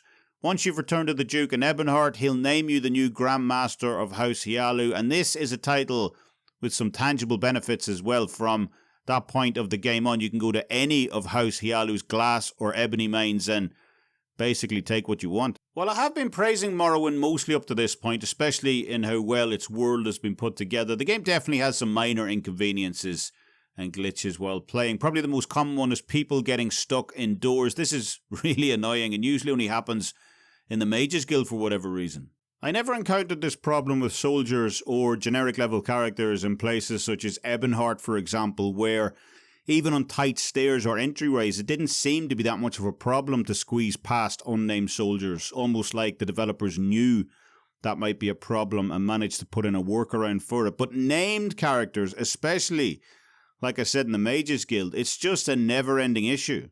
The other, not so much glitch, but just pretty random occurrence is when you're training with someone and they just completely disappear. The time skip mechanic for training usually takes place in an enclosed area, so the NPC doesn't usually travel all that far. But if it takes place in a larger area, it's almost like they're, pulling off a David Copperfield act. Where the hell did he go? Another piece of random information is that all of the Nord women in the game are voiced by Wonder Woman herself, Linda Carter. This is because Carter was married to the CEO of ZeniMax, Bethesda's parent company, Robert A. Altman. So, pretty random. You're on your honor. Wonder Woman. After meeting the Imperial representative Caius Cosades back at the start of the game, it's time to get on with the main quest as he inducts us into the Blades. With the Blades in Morrowind being vastly different from the ones portrayed in later entries, the Blades in Morrowind are effectively the Emperor's eyes and ears in the provinces, elite-level spies sent in for reconnaissance and subversion, kind of like a plainclothes CIA division. They're operatives in Morrowind, such as the Blades trainers that we can study under in Balmorra, Seyda-Neen and other places, own modest houses, wear plain clothes, don't stick out whatsoever, and you'd effectively think they're just regular NPCs until Caius specifically points them out to us. This is a pretty jarring shift from games such as Oblivion, however, where, the Blades in that game are tooled up, heavily armoured knights wearing thick Akaviri armour. Now, I have heard it said before that there's a narrative reason for this shift, that their goals were simply different. The Blades in Morrowind were trying to circumvent the temple, gain information on the Nerevar prophecies, while the Blades in Oblivion had no choice but to come out into the open, being on full alert after the Emperor's murder. But I just don't buy this from a strictly narrative standpoint. The Blades had numerous opportunities in Oblivion to infiltrate Mankar Cameron's cult. They literally have the player do it a third of the way into the game, some prisoner from the sewers. So, going from elite level spies to we're now just going to set ourselves up in the mountains wearing bright silvery golden armour. It's just too much of an outright change in my opinion, and it was clear that after the success of Morrowind, especially the numbers they managed to do on Xbox, that consoles were the direction Bethesda wanted to go in. That Morrowind sandbox reasoning of, you're just a simple cog in the wheel of a much larger machine was replaced by you're now the hero of this epic high fantasy adventure. And while I did enjoy Oblivion overall, its Dark Brotherhood questline in particular standing out, you just can't escape the fact that it is a bit of a dumbed down version of Morrowind on so many different levels. I mean, as an example of this, check out Caius Cosades' house in Balmorra, one of the first characters that we meet in the game. It might look alright on the surface, bar the fact he's not wearing a shirt, obviously, but upon closer inspection, you can clearly see a skooma pipe tucked under the bed, a spoon right next to it as well. Skooma effectively being the crack cocaine of this world. I mean, it's clear that Caius has a major drug problem, and you just never find these kind of mature level themes in either Oblivion or Skyrim. They may have included some skooma dens in Skyrim, but to have your superior officer giving you orders, knowing what you know about him, presents a far greater dynamic regarding moral ambiguity than, simply seeing some spaced out Argonians in the sewers of Riften. Is Caius a good man because he serves the Empire, or Is he a potential liability given his drug addiction? It's all fairly deep, and the lines simply aren't all that clear either, but there's definitely a grittiness in Morrowind that, again, is just completely absent in the later titles, and I think it's a shame for that. Once we get some experience for Caius, we're tasked with finding out some information about both the Sixth House and the Nerevar prophecies. To do this, we need to talk with Hasfat Antibolis first in the Fighters Guild, who asks us for a favour. Of course she does, sending us to the Dwemer ruin of Argenthan to retrieve an ancient dwarven puzzle box for him. This puzzle box was an absolute mission to find as well. The issue here is that the complex is so damn big, it's so dark, there are tons of rooms as well, and after exploring for what felt like an age, it turns out that the puzzle box was all the way back at the start, basically 10 feet from the front entrance. There is a little ledge as you first come into the complex that you can barely see at first. You actually need to climb some rocks in order to access it. And this is the room that contains the box. Kill the leader of the bandits in here also, and off you go. There is a little book in this ruin as well, though, detailing the wild hunt, which I thought was pretty cool. Once we have Hasfat's box, we can exchange it for the notes on the Sixth House, and then it's off to the Andrano Ancestral Tomb to pick up the skull of Lavul Andrano for Sharn Gra Musgob in the Balmora Mages Guild. This is a fairly straightforward task, and once we return it to her, she gives us the notes plus some dialogue options if you're interested on the Nerevar prophecy. With both the notes on the Sixth House and the prophecy in tow, Caius promotes us to the rank of apprentice, and now it's off to hunt down some informants in Vivec. Each of these 3 informants needs some kind of help, either removing a nosy tax agent, pacifying some anti-Argonian racists, or simply speaking out of earshot of the patrolling ordinators. Once we have their information, it's off to find the 4th, a former Ashlander who are the nomadic group in Morrowind that reject the Tribunal's legitimacy, effectively declaring Vivec, Almalexi and Sotha Sil false gods and continuing to worship the ancient Daedra in their place. Obviously, this kind of blasphemy doesn't sit too well with the Tribunal Temple, so they've effectively been marginalised out in the outskirts of civilization, but no one knows more about the Nerevar prophecies than the Ashlanders do. The informant in question here, Hasur Zain Subani, has since become a wealthy trader in the settled lands, leaving his nomadic lifestyle behind him, but his information and insight, especially in regards to Ashlander culture, are invaluable. To get the information required, we first have to follow the customs of the Ashlanders by offering Hasur a suitable gift. Unfortunately, the Emperor's doubloons matter little to the Ashlanders, and a thoughtful gift is worth far more to them. It turns out through asking around that Hasur is into poetry, and picking up one of the many poetry books in the local bookstore should be enough to get us the information we require. However, I could simply skip past this part, heading off, trying to find a poetry book and so on, as my disposition with Hasur was so high. He just told me what I wanted to know from the off. Turns out Hasur is a member of the Thieves Guild, and as the ranking Grandmaster in the region, he gave the information to me willingly. This reputation and disposition dynamic, both in terms of your actual in-game fame, the feats you've accomplished and so on, as well as your guild allegiances, are a really interesting mechanic. If you have a high enough reputation within the world, over 50 believe, you can actually skip huge sections of the main quest just because you're so damn famous. Do you know who I am? On a side note, there is an additional quest here that you can get from Hasur regarding his missing son Hanat, and I really wanted to help him out. I liked Hasur as a character. We were brothers in the Thieves Guild and so on, but where this quest was located, in a cave called Mamiya, I just couldn't find this place for love nor money. I must have looked for this cave for the guts of about an hour or two, even busting out a map at one point, but all to no avail. So apologies to us, sir. Look, I'm sure your son is fine.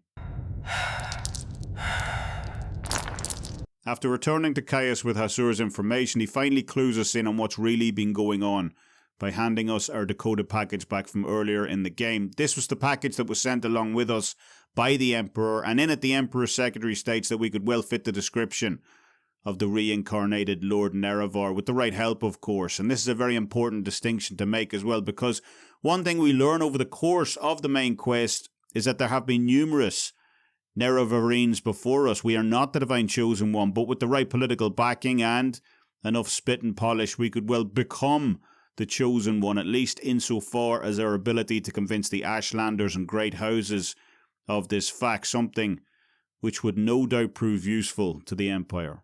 This is confirmed in the very next mission as well, when you're sent to the far north to the camp of the Ursulaku Ashlanders to seek aid from their wise woman, Nabani Mesa, in regards to the prophecies. Nabani explains to you, after first proving your worth to the tribe by finding the bow of the chieftain's father, that you are not the Nerevarine, although you may become the Nerevarine. This kind of a tongue twister. This woman is an absolute mine of information as well, and it's honestly worth exhausting all of her dialogue options here to try and get the full picture. This is probably the first time in the game as well where you're going to be presented with two completely different versions of history in regards to the death of Lord Nerevar, the mainstream Tribunal Temple one, which is all you've heard up to this point of the game, and the Ashlander/dissident priest one, which presents a very different picture of how things potentially played out on Red Mountain. If you're feeling confused, that's understandable, as this phenomenon is called the Rashomon effect, a name that comes from the Japanese director Akira Kurosawa's 1950 movie of the same name, in which the murder of a samurai and the rape of his wife is recounted by various witnesses, each having slightly different versions of how the murder took place, as well as the motivations of the killer. Also, in his autobiography, Kurosawa claimed that he made the movie intentionally ambiguous because that is what best reflects real life. Personal biases, agendas, and perspectives can all give differing accounts of the same event. If this was the effect that Bethesda were going for, then it clearly worked, as each of the four accounts, with Vivek and Dagoth Ur giving their own different versions of the tale later on, all sounding extremely plausible, and it really is up to the player of what exactly they believe happened to Lord Nerevar. As part of the artwork for the game, Michael Kirkbride, who we've already mentioned at length in this review already, drew a sketch of the killing of Nerevar called Foul Murder, which somewhat gruesomely depicts Vivek skewering Nerevar from behind with a spear, Almalexia cutting off his feet at the ankles, and Sothasil carving off his face to presumably wear as some sort of mask, all while Dagoth Ur is forced into the dirt incapacitated. Is this canon? Again, you decide, although with how the rest of the game plays out, particularly during the DLCs, it wouldn't come as too much of a surprise. After talking with the wise woman again, we're then sent off to eliminate a powerful 6th House base led by Dagoth Garris, one of Dagoth Ur's most senior lieutenants. Dagoth Garris recently eliminated an entire Imperial scouting unit who were sent to investigate the area, and you're tasked with reporting to the local Legion commander to get a full briefing on what exactly happened. One soldier supposedly survived the attack, who died not long after due to corporous disease, an incurable blight disease that stems from Dagoth Ur's base under Red Mountain. After finding the 6th House base and clearing out the majority of its inhabitants, Dagoth Garris initiates a conversation with us, giving us yet another version of historical events, but this time presented from his master, Dagoth Ur's viewpoint. In this one, Lord Nerevar is the one that actually strikes down Vorin Dagoth, as Dagoth Ur was originally known, betraying him, but Dagoth Garris informs us that if we would just submit to his lord's authority, renew our friendship with him, then he would forgive our past transgressions and raise us high into his service.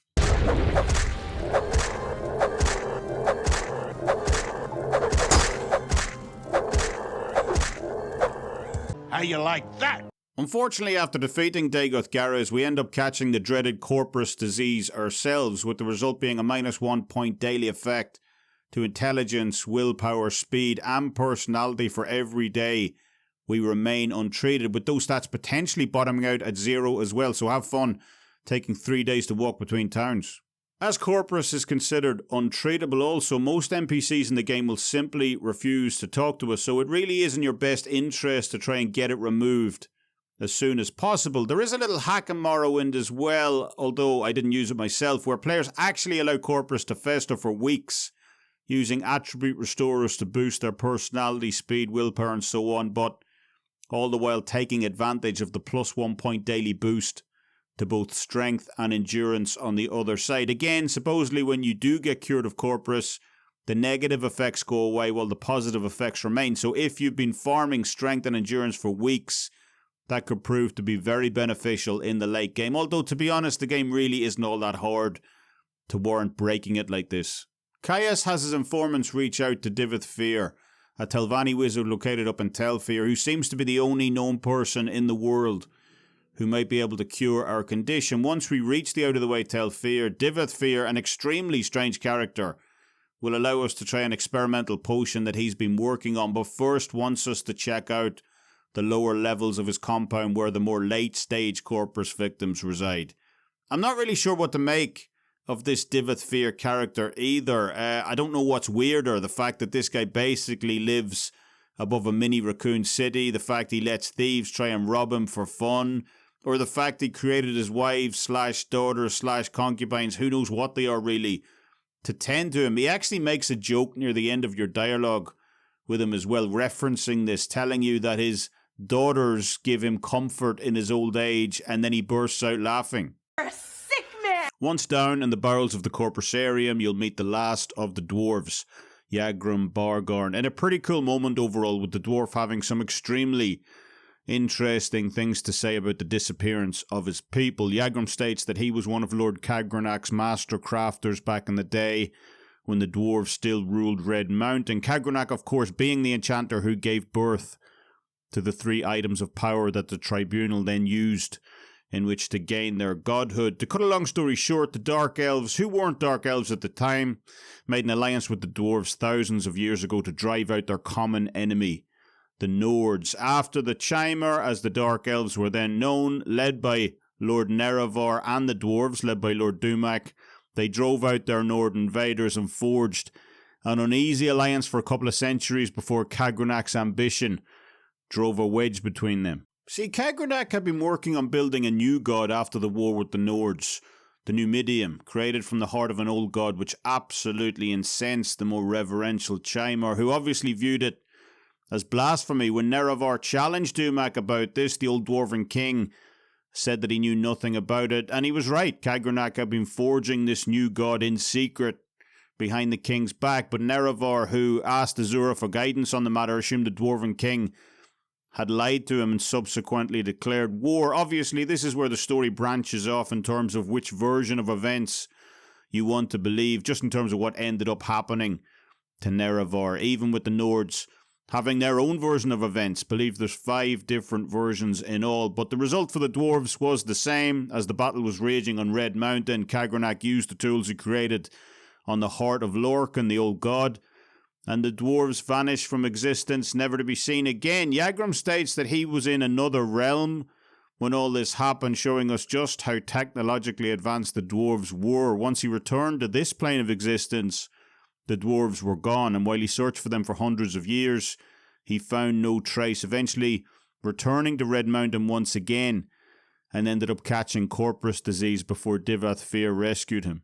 Yagrum seems to think that Kagranak's drive towards immortality was the reason for the dwarves' disappearance, with the dwarves being perhaps transported to a different plane of existence as he was, suffering entire displacement to another realm from which they could never return, or perhaps they're all dead. Yagrum doesn't seem to know, stating something about mythopoeic forces being at play, which is frankly a bit above my pay grade as an old games reviewer. Once we're back topside, Dagoth gives us the experimental potion, and it works, kind of. The potion he gives us ends up removing all of the negative effects of corpus, yet we still have the disease itself, although this is actually a good thing, as having corpus makes us completely resistant to all other forms of disease.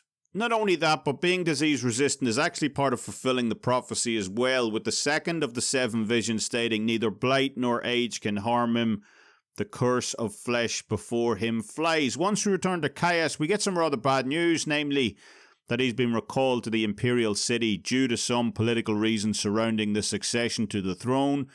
Uriel Septim is an old man by this stage, but it's also kind of hinted that Caius' skooma addiction may also have played a part here. Either way, you're now the new head of the Blades in Vvardenfell.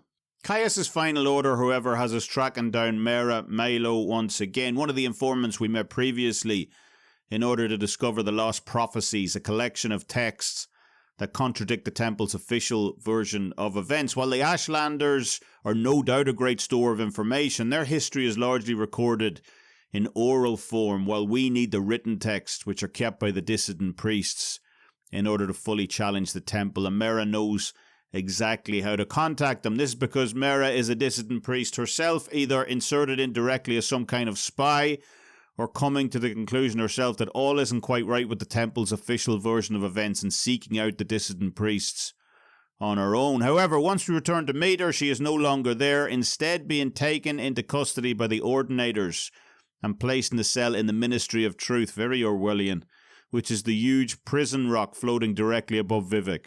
To get there, we need levitation, either potion scrolls, or you can make an offering at the nearby shrine to stop the moon, which honours one of Lord Vivek's many miracles, stopping the moon from crashing into the city centuries before. Making an offering at this shrine will give us a very powerful levitation spell in which to get up to the Ministry of Truth with little to no effort. Once there, guarding the outside, presumably a friend of Mera's, will allow us access via a back door, but we're on our own from that point on, and this place is absolutely crawling with priests and heavily armoured Ordinators. The Ministry of Truth is obviously a complete no-go area for most of the population, made to hold dissidents and traitors to the regime and so on, and because of this, unless you have some previous connection with the temple, you will be attacked on sight. However, because I was already a member of the temple in the past, of a middling rank granted, they won't automatically attack me, but will instead order me to leave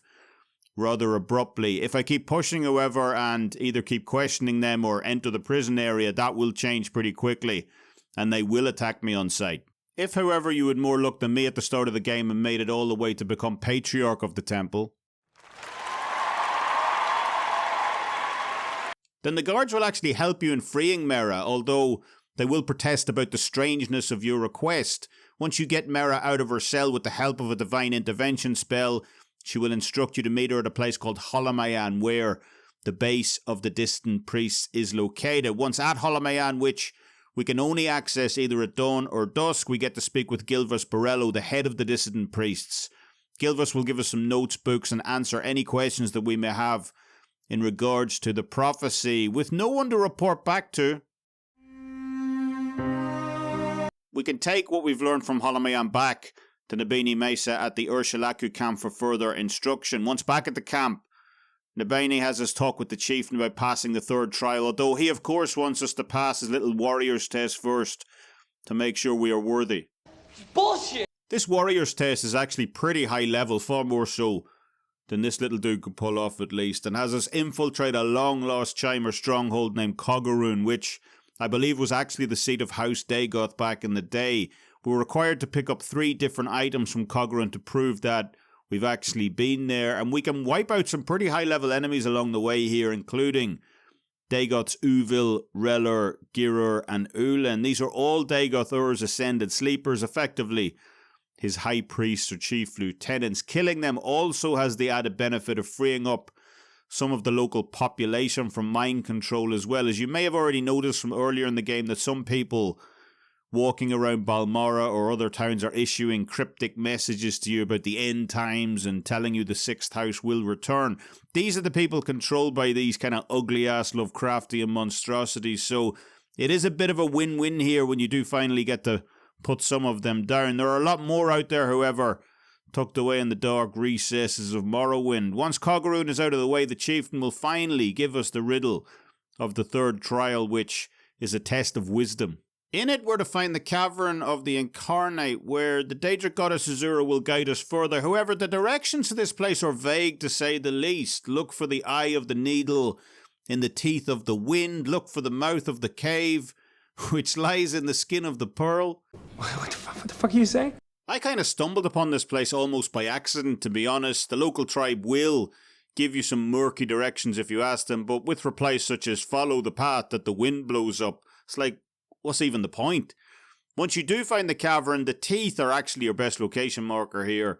You can receive Azura's blessing as the reincarnated Nerevar and meet the ghosts of the former failed incarnate. Some of these ghosts do have some pretty decent gear in them as well, so it's well worth talking with them even if you've no real interest in what they have to say. Once Azura has blessed you with a ring, moon and star and named you the reincarnated Lord Nerevar, it's game on, as the Temple, the Ordinators and House Redoran will denounce you as a blasphemer and become automatically hostile towards us from this point on.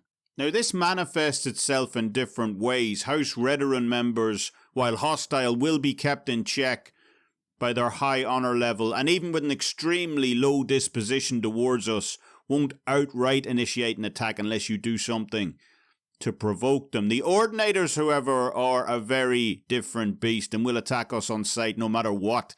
And I actually love how relentlessly zealous these guys are. You know, just complete and utter machines. Do one negative thing to the temple and you are effectively toast for the rest of the game. And in fact, there's actually a bit of a bug. Maybe a bug, you know, maybe actually part of the game where if you kill an Ordinator and take their armour from their corpse, notably the helmet face mask in particular, and then talk to another Ordinator wearing his dead buddy's helmet, then every single Ordinator in the entire game for the rest of your playthrough will hunt you down relentlessly and without mercy. Forever. Even if you take the helmet off, sell it, change clothes, change cities, whatever.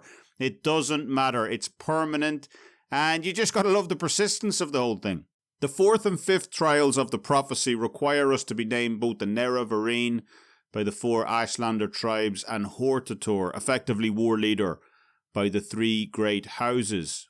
Now again, this isn't necessarily required, as if you have been maxing out your reputation early game and are the leader of at least a couple of guilds and organisations, then you can skip the 4th and 5th trials completely due to your high renown and go straight to the meeting with Vivek. However, as this is a review, I didn't really want to skip any of the main quests, so while I received a letter to go and meet with Vivek, I wanted that full playthrough experience. I opted to do the tribes first, as with House Redoran outright declaring me an enemy of the state not too long ago, I figured the Ashlander tribes might be the slightly easier path of the two. This was true to an effect, but both are largely similar in terms of their difficulty. Thankfully, the Ur Hlaalu tribe have already named us their champions, so only 3 more to go.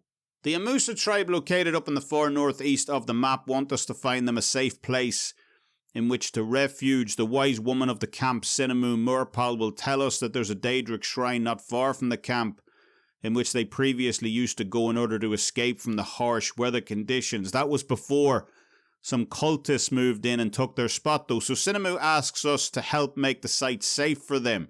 The cool thing about this mission though is that once you get to the shrine, some Ordinators are already there and are having a full-out pitched battle against the cultists for control of the area. Get involved, don't get involved, the situation's completely up to you, but I found it better to just hang back personally and wait, as I hadn't forgotten that the Ordinators now see me as their enemy also, so yeah, I had absolutely no inclination to get involved here. Regardless of whether you intervene or not, once you get to the central chamber, the chief cultist is there to greet us and isn't immediately hostile to us either. You can actually make a deal with her at this point as she starts banging on about being part of some game or other. I believe she's in some other quest apart from this one as well, so you can convince her to let the Amusa take refuge there. If your disposition is high enough, you can intimidate her here either, provided your reputation is high enough, or just do what I did, take the most efficient route through.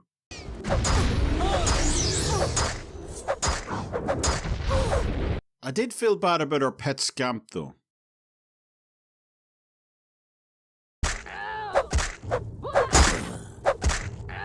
Once the shrine has been made safe, escort Sinamu back to the location and she'll give you the Mad Stone of the Amusa as a reward, which contains a high-level sound spell as well as making you the tribe's champion also. The next step in the quest is to get the backing of the Zainab Ashlander tribe located in the southeast section of the map, with the Zainab being a fairly peculiar bunch. They admire trade and diplomatic shrewdness far above combat and are seen by the other tribes as somewhat manipulative as a result, something that will actually be in our favour a little later on in this quest. Initially, the chieftain of the Zainab has you going to a local tomb nearby in order to kill a vampire. Nothing particularly shrewd about that, you might say. But when you return, he asks that you also find him a wife, specifically a high-born Telvanni noble who, as he puts it, should be plump around the waist. Obviously, this is much easier said than done, as a high-born Telvanni lady, as we've already established, would pretty much look at an Ashlander, even a chief, the same way they would a stain on a rug. Disgusting! However, the local wise woman Sonamu Zabamat suggests a workaround for this problem, namely purchasing a slave from the Telvanni slave markets and dressing her up as a noblewoman. As Sonamu puts it, Ashkan Kashaud wouldn't know a high-born Telvanni woman from a Nick sound, so the plan should work. Upon travelling to the slave markets of Tel'arann, another peculiar feature of Morrowind's world, we can purchase a slave here, dress her up in all the finery we can afford, including some exotic perfume, and make our way back to the Zainab camp with her lovely bride in tow. While Kashad does make the reference that she's not quite as plump as he would like, he's nonetheless extremely happy with her choice, even letting on that he actually knows we tried to trick him, but he's impressed with her cunning regardless.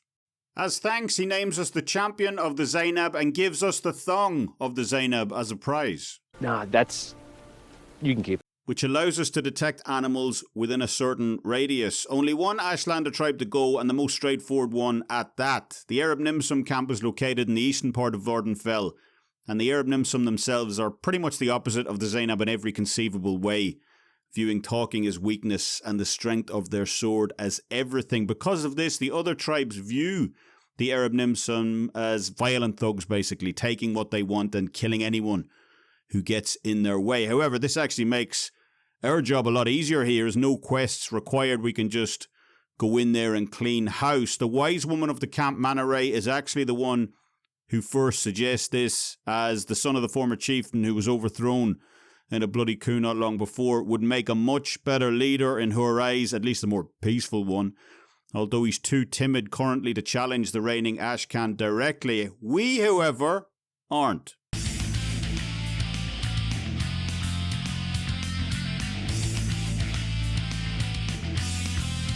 Once the Ashcan and his buddies have been taken care of, we can install the former chief's son as the new head of the tribe, and with that, it's off to be named Hordator by the three great houses. Being named Hordator is essentially the same as being named the Nerevarine by the Ashlander tribes. A lot of it is, a favour for a favour, but can be made a lot easier if you've taken the time to rise within one of the great houses beforehand. I wanted to get the most difficult house out of the way first here, and even with House Redoran naming me as public enemy number 1 not long before, I knew that the most difficult house would be House Telvanni. This is mainly because the Telvanni almost exclusively live in towers, and not even straight direct up towers either. Some of these residences that they live in are an absolute pain to find, tucked away behind tree branches and all sorts, and it's a real mission, especially if you're not trained in magic. It's crazy to think while doing this quest as well that Bethesda actually ended up removing levitation from all later entries of the series. I mean, I do get why. Obviously, the focus was on console moving forwards. As we mentioned previously, there wasn't enough memory available to load in worlds at the speed that levitation could be cast. Being higher up obviously opens up more of the world, and they needed those invisible gates / loading barriers installed on console as a result. But I honestly couldn't imagine playing Morrowind without levitation. It's such a key component of this game, and again a point of contention where you would argue, have we actually progressed or regressed in terms of game development and design across the last 2 decades? To satisfy House Telvanni naming you as their Hordator, you first have to get the backing of 5 different councillors, or 6 depending on whether or not you joined the house earlier. The first councillor, Master Arion, will back you without hesitation, as he actually sees in you the chance to take the top spot within House Telvanni, telling you in no uncertain terms to kill Archmagister Gothran, as there is no way Gothran will give you his blessing anyway. The second Telvanni councillor we meet, Mr. Stratha, is a bit of a pain in the ass in all honesty. Basically, she hates all men, so if you are playing as a male character, you're a bit screwed here. Either you got to throw a shit ton of gold her way or kill her. Both acceptable outcomes, thankfully, within House Telvanni in order to get that desired outcome. Master Neloth will give you his vote without hesitation, also provided, he likes you, that is, so better get out that wallet once again. While the fourth councillor, Mistress Thorana, is completely insane, mumbling about spiders and whatnot. If your disposition is low with her, you're forced to listen to her insane drivel for minutes on end. So again, you should have mountains of gold by this point of the game, so use it accordingly and just pay her to shut the fuck up and be done with it. Also, what the hell is going on with this naked Khajiit slave in the corner of a room as well? The final councillor we need to get approval from is the Archmagister himself, Lord Gothran, and while initially he seems quite diplomatic, saying, he needs some time to think it over, you make some persuasive arguments and so on, this is all a ruse, And Master Arian was right all along. Gothrun will never name you Hortator of House Telvanni, and will admit as much to you as well if you can raise his disposition high enough. Only one thing for it then. Getting down to business.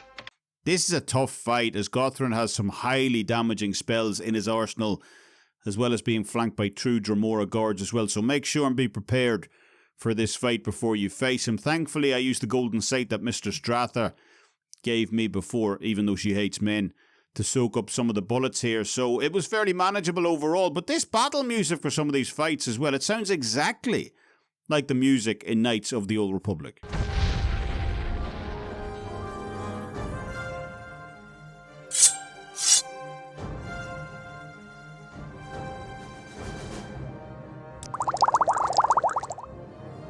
So yeah, you can definitely tell that these games were helmed by the same composer. With Gothrun dead, we can head back to Master Arian, who will name us Hortator of House Telvanni, and receive the robe of the Hortator as well, which isn't amazing by any stretch, but does at least fortify our magicka by 20 points if you decide to use it. I headed to House Redoran next, and this was way easier than I expected, given that they were supposed to be my mortal enemies just 10 minutes ago. This is still partly true, as you do need to convince Councilman Athen Serethi to first give you an audience, but once he does, you can then talk to him about his son and how he's been kidnapped by the Archmaster Bolvin Venom. What is it with these Archmasters? This gets pretty deep as well, as despite the unified position on the surface for House Redoran, there are actually some fairly gaping political divisions going on under the hood, most notably between influential councillor Athen Serethi and the Archmaster himself, Bolvin Venom. This is because the two have very different viewpoints on how House Redoran should be run. Bolvin Venom is an out-and-out traditionalist, moving Redoran's seat of power from the mainland over to Vvardenfell in order to confront Dagoth Ur's forces directly. He has complete and total trust in the power of the Tribunal as well, so much so in fact that any threat to that power, including the reborn Nerevar, is met with an iron fist. Athen Serethi, on the other hand, has a more modern take on Redoran's traditional structure, believing that while the house should maintain its honour and respect the Tribunal, there may nevertheless be some truth in the prophecies that the Tribunal can no longer protect the people and that House Redoran should adapt to these changes accordingly. What makes this an even deeper affair between the two men is that Bolvin Venom has kidnapped Athen Serethi's son due to Vavra Serethi supposedly committing murder. If you search around the Serethi estate, you will find an ass statue in one of the bedrooms, those being the conduits with which Dagoth Ur's lieutenants drive victims mad and eventually get them to commit heinous crimes in the name of Dagoth Ur. Now, it's left unclear whether or not Bolvin planted that ass statue himself, using that corruption to his advantage as a way of shutting Athen down, or whether he was blindsided also and just moved to apprehend Vavra incredibly quickly, although nonetheless still using the situation to his benefit. Bolvin is an ass, no question, but these kind of underhanded tactics really belong in House Telvanni or House Hlaalu more, so it's very likely the latter of these two reasons. Athen Serethi begs us to rescue his son from Bolvin as a result, and in return he'll back our claim to be House Redoran's Hortator and try to convince the other councillors to do the same. Getting into Venom's estate is no issue, it's getting out is the problem. If the guards see you try and open Vavra's door, for example, or try to escort him to the exit of the estate, they will attack you on sight, and House Redoran guards and councilmen hit hard. What can make this task even trickier as well is the fact that you'll have to protect Vavra all this time also, although thankfully the guards will focus most of their efforts on you. Why, thank you. Once back at the Serethi estate, Athen thanks us profusely and says he'll do everything in his power to see that we're named Hortator, something he actually lives up to as well, as every other Redoran councillor, bar one obviously, will back our claim to be Hortator due to Athen's recommendation. The sole name in question is of course Bolvin Venom himself, who, likely being doubly pissed at us now because of our jailbreak antics, finally challenges us to a fight in Vivek's main arena, mano a mano. Let mortal combat begin! Don't take this fight lightly either, as Bolvin hits incredibly hard. He wields one of the most expensive Daedric Daikatanas in the entire game, 120,000 gold. And is decked out in a suit of full ebony armour plate mail as well, so make sure and come to this fight prepared, otherwise your run as the reborn Nerevar will end up as a red sludge on the floor of the arena. Once you return to Sariti Manor to get your official confirmation, you'll also be presented with the Ring of the Hortator, which is a minor health boosting trinket, and then it's off to House Hlaalu to get our final validation as war leader. Now, unlike the other two great houses we've been to, where being the Grand Master actually allows you to skip directly to being named Hortator, no side quests involved, being the Grand Master of House Hlaalu, which I am, basically has no benefits, as it doesn't allow me to skip getting the individual councillor's approval, which is a bit annoying in all honesty. However, as we know, House Hlaalu is all about those greenbacks. So it's just a matter of going around greasing everybody's palm enough that they eventually name you Hortator. Once we've been named Hortator of all three great houses, as well as the Nerevarine by the Ashlanders, we're effectively in the endgame with Lord Vivek himself requesting a meeting with us. This is done in a bit of a clandestine way, though, with you having to use the back entrance to meet the Archcanon, who then gives us the key to Vivek's palace. This is presumably so as not to create panic among the Ordinators and citizens that the great and mighty Vivek himself can't handle things on his own, and far from him and his temple hunting us down and persecuting us, they actually need our help. The meeting with Vivek is one of the game's high points in my opinion, as you know, you've been hearing about this God King throughout the entire game, you know, his deeds, his history, his relationship with Lord Nerevar and so on, that when you finally do meet him, it really seems like a big deal. You know, I always find that the best games tend to build up this looming shadow approach extremely well also. You know, Andrew Ryan and BioShock, Sephiroth and the original Final Fantasy VII as well, where, you know, you hear their names constantly mentioned throughout the game, you see the crimes they've committed, but it's actually hours into the game itself before you finally lay eyes on them, making the eventual meeting such a key point in the game. Unfortunately, the Final Fantasy VII Remake didn't get the memo in this looming shadow approach to gaming, blowing their load inside the opening 15 minutes with the Sephiroth reveal. Although thankfully we don't need to go any further into that for this video. The Vivek reveal hits equally hard in Morrowind as well, as he's sitting there floating in midair listening to your plans, he looks every inch the warrior god poet he's made out to be. Vivek admits that you may well be Morrowind's final hope to stop Dagoth Ur as the Tribunal's influence continues to wane, and he orders the persecution of both yourself and the dissident priests stopped as a result. Vivek hands over Wraithguard at this point, one of Kagranak's tools, which enabled him and the others to tap into the dead god's power in the first place. Unfortunately, Wraithguard is the only tool that the Tribunal managed to keep after being ambushed by Dagoth Ur's forces during their last visit to Red Mountain. There they lost Kagranak's other two tools of Sunder and Keening, which we are obviously going to have to reclaim if we want to stop Dagoth Ur once and for all. While on the surface that's all we really need from Vivek in this meeting, it is worth sticking around and listening to what he has to say on certain other topics, namely his regret of the past, breaking his oath to Nerevar, plus his own version of events surrounding Nerevar's death as well. Vivek is well aware also that our plan to sever Dagoth Ur's connection to the heart could very well destroy him and the other Tribunal members as well, although he states that's a risk he's willing to take. I like Vivek during this meeting. There definitely seems to be an honesty about him that, you know, you can feel the remorse that he has about past actions, and I decided to let him live as a result. Of course, like pretty much everything else Morrowind related, you can kill him if you so choose, and the game will still allow you to succeed, although it is a far harder path, requiring you to get the dwarf Yagrum Bargorn's help down in the Corpusarium. Making our way to the Ghost Gate feels like the end of a long journey, and there's definitely a sense of foreboding when approaching the Tower of Dusk and Dawn, as you're well aware that these places will provide your last and only respite in the region for the foreseeable future. Upon entering the Tower of Dusk's bar/hotel to enjoy our last moment of peace and quiet before the big assault, we can talk to an old Imperial war veteran at the bar who will give us his lucky coin if we tell him we're about to confront Dagoth Ur in his citadel. It turns out that this old man is none other than the god Tiber Septim himself, or at least a manifestation of him similar to the one we encountered as Zenithar earlier. If you mention Old Wolf to any of the other patrons or guests in the bar upon returning to the Tower of Dusk, they won't remember who he was or even him being there.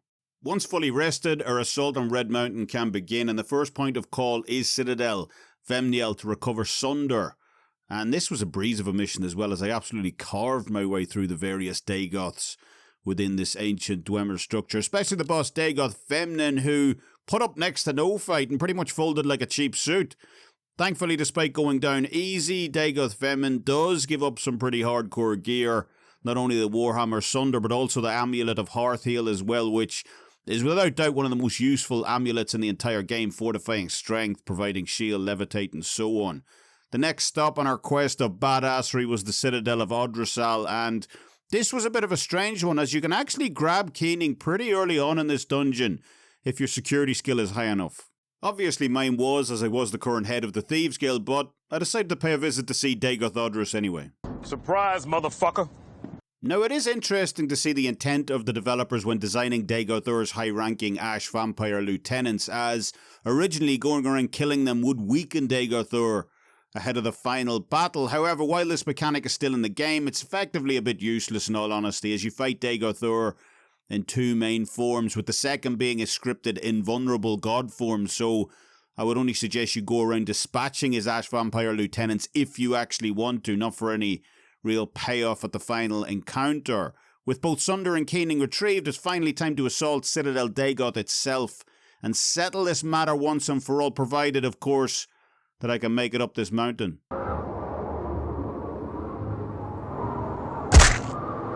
Upon entering the Citadel, Dagoth Ur seems extremely welcoming at first, calling you old friend, telling you how he's prepared a place for you by his side, how together you will no doubt drive the Empire from the shores of Morrowind and so on, and it seems given his dialogue that joining Dagoth Ur and the Sixth House was a viable option at one point or another, and this has since proven to be true as well. The devs actually had this as an in-game option at one point, but according to lead designer Ken Ralston, it had to be cut late on in development due to the villain path requiring a kind of major rewrite near the end and some mechanical issues at play also. However, as modders seem to do, a workaround for this problem has since been created, namely the Great House Dagoth mod, which will now allow you to live out all your Ashlander vampire fantasies to your heart's content. For me though, even if it was still an option in game, I would still have to take Dagoth Ur down here. These are my favourite types of endings as well, you know, real mano-a-mano type shit. Two brothers, friends, teacher, student, whatever, putting everything on the line for one last showdown. That's why games such as Knights of the Old Republic, Yakuza 2 and so on, you know, stand out that bit extra for me, as there's a real personal connection to the villain that, you know, elevate them above the typical final boss scenarios.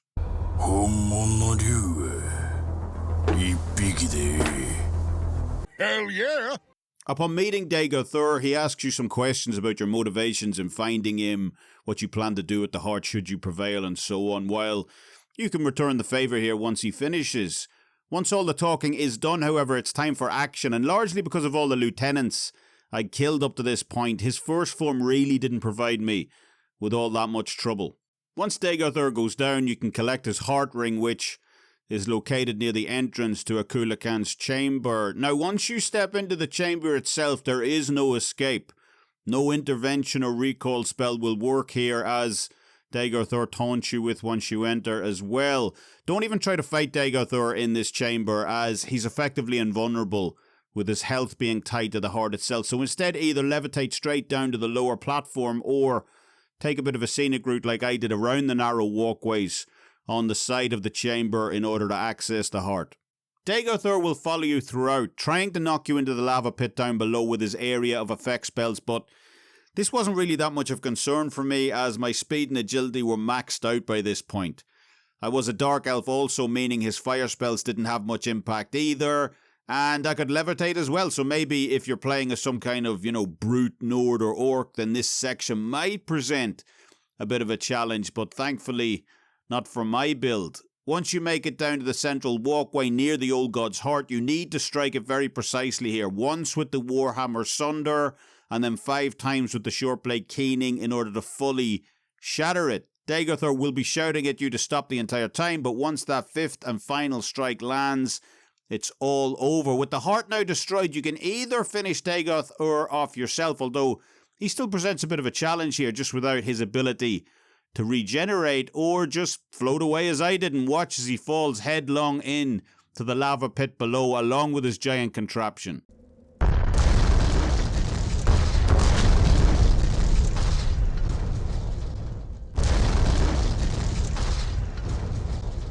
Another job well done.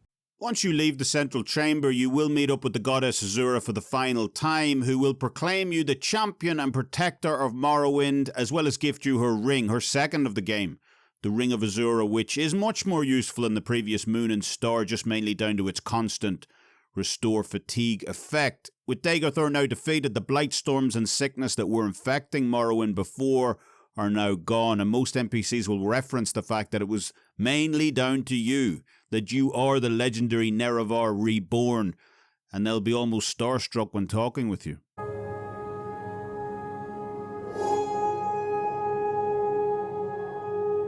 After everything is settled, I decided to head back and talk with Vivek one more time. Not required by any stretch, but with the heart now gone, I was interested to hear how that would affect the existing members of the Tribunal. Vivek states that with the heart now gone, the Tribunal's power has been substantially weakened, yet some still remains, mainly due to the belief of the people. As I stated previously, there seems to be some redemption arc in here for Vivek, as he genuinely does seem to show some remorse here. So once again, I decided to leave him alone and not kill him for the betrayals of the past.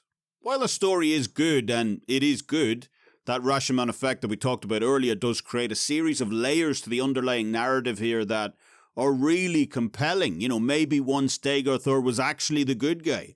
Maybe Nerevar was the one who killed him.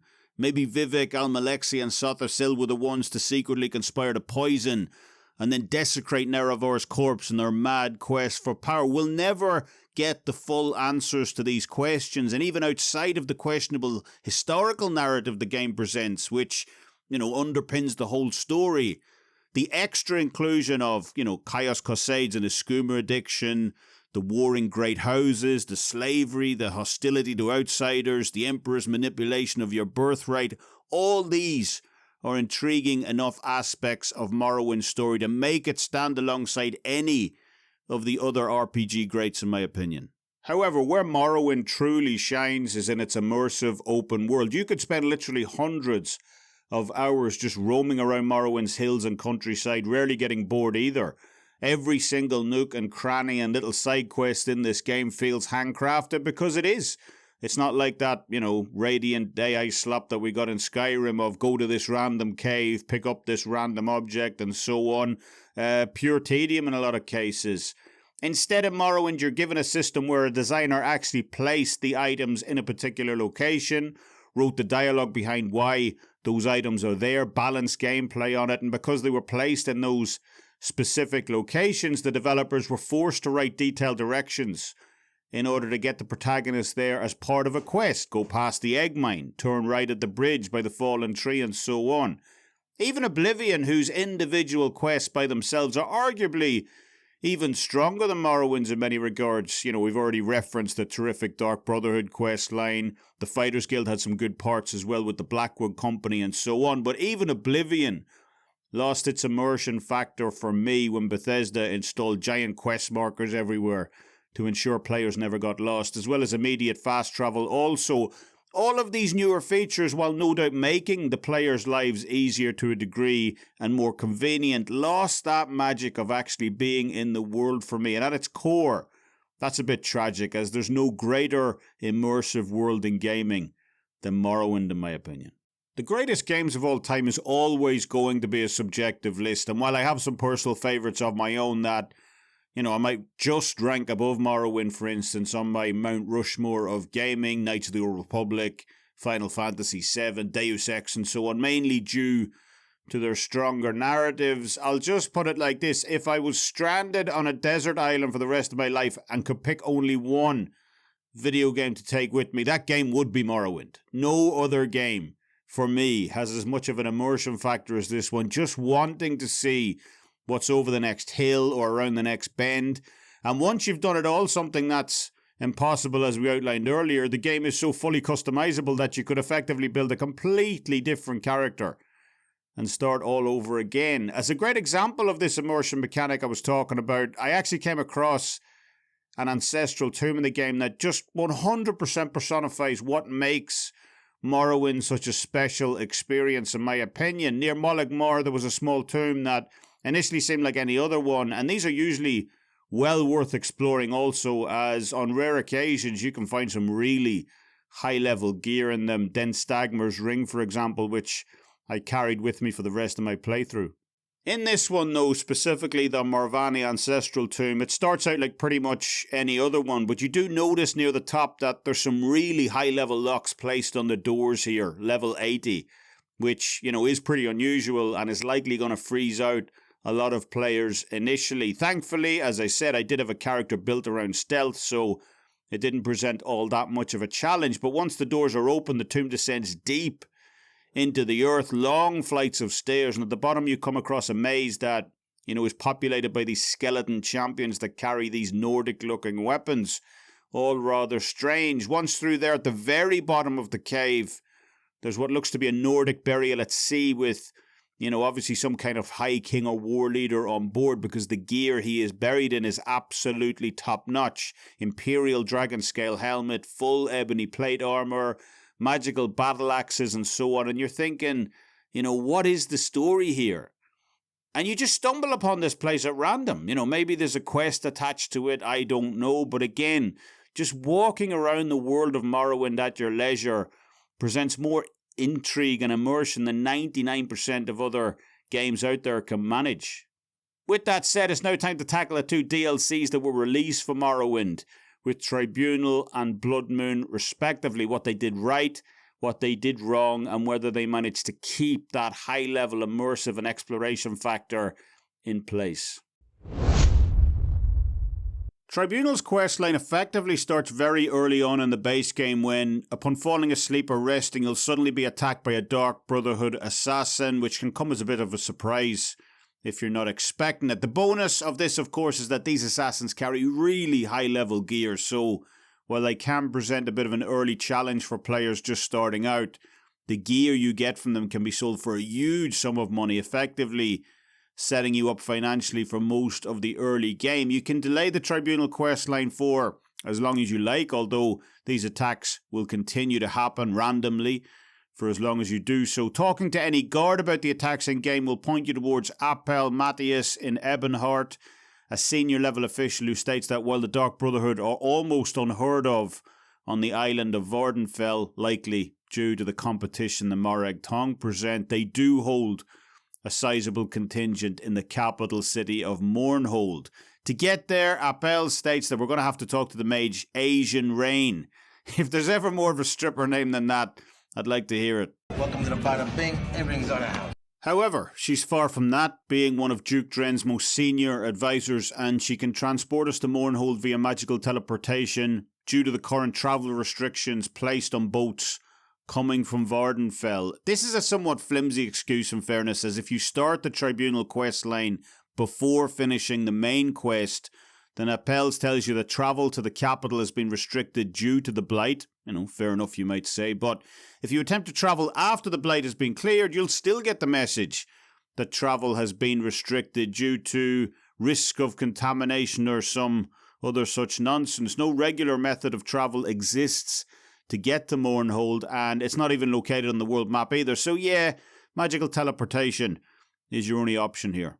Mournhold itself is divided into 5 main sections, 6 if you include the sewers. The first one we'll come across is the Royal Palace, where King Hlaalu Helseth rules as the Empire's figurehead. We can get immediate transport back to the mainland from here, as well with the Argonian mage Fate doing the same job that Asian Rain did in Ebonheart. The palace is centrally located to the other 4 districts which make up Mournhold, which are in no particular order the Plaza Brindisi Dorum, the Great Bazaar, the Temple, and God's Reach. The Plaza Brindisi Dorum is a fairly open space, not much to do in it, but a location that will become far more prominent the deeper into the expansion we go. The statue in the middle of the plaza is pretty cool though, depicting Almalexia and Sotasil, who's not included here, somewhat foreshadowing Almalexia's Eugigo victory over Mehrunes Dagon in the First Era. The Great Bazaar, meanwhile, located to the northwest of the plaza, is where all the shops and stalls of the game are located, and the traders in Mournhold have far more base gold than the ones in Vvardenfell had, usually about 10,000 gold apiece, so it's often wise to keep a hold of some of your higher level gear and try and offload it here instead of in the base game.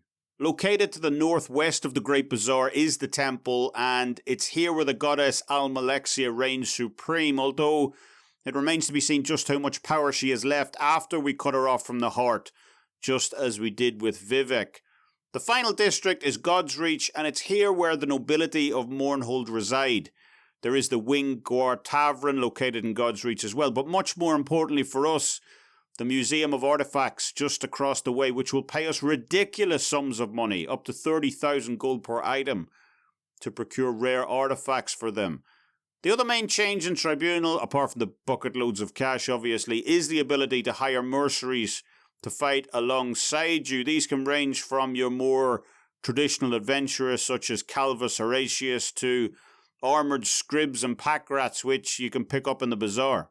Calvus Horatius really isn't all that good in a fight, unfortunately. He starts out at level 10, he needs constant healing in order to operate as well, and the enemies are so high level in Tribunal. You know, a basic goblin foot soldier will take Calvus out in about 8 or 9 hits, so his usefulness as an ally really is marginal. However, where he does come in handy though is as a human pack rat, able to carry well over 200 pounds of gear, so taking him on those raids with you, provided you can protect him, that is, can be worthwhile. That'll be easier said than done, however, as the level of difficulty in Tribunal has been massively ramped up from the base game, with a couple of the aforementioned goblins absolutely smoking you if you get surrounded.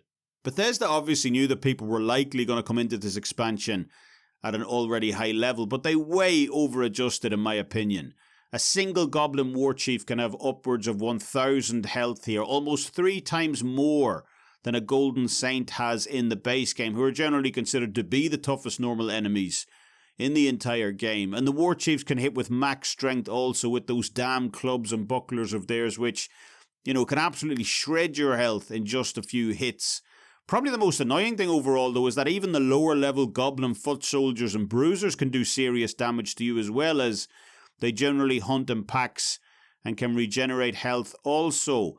While it's understandable why Bethesda took this approach, level scaling, to make the game still feel challenging, it is a bit of a jarring experience in fairness, and can break that immersion that we talked about before. To go from facing literal gods and Lovecraftian monsters to, you know, getting your ass kicked by a bunch of 4-foot-tall goblins is a bit of an immersion breaker, and, you know, just isn't as well handled in my opinion as it was in other games released around that time.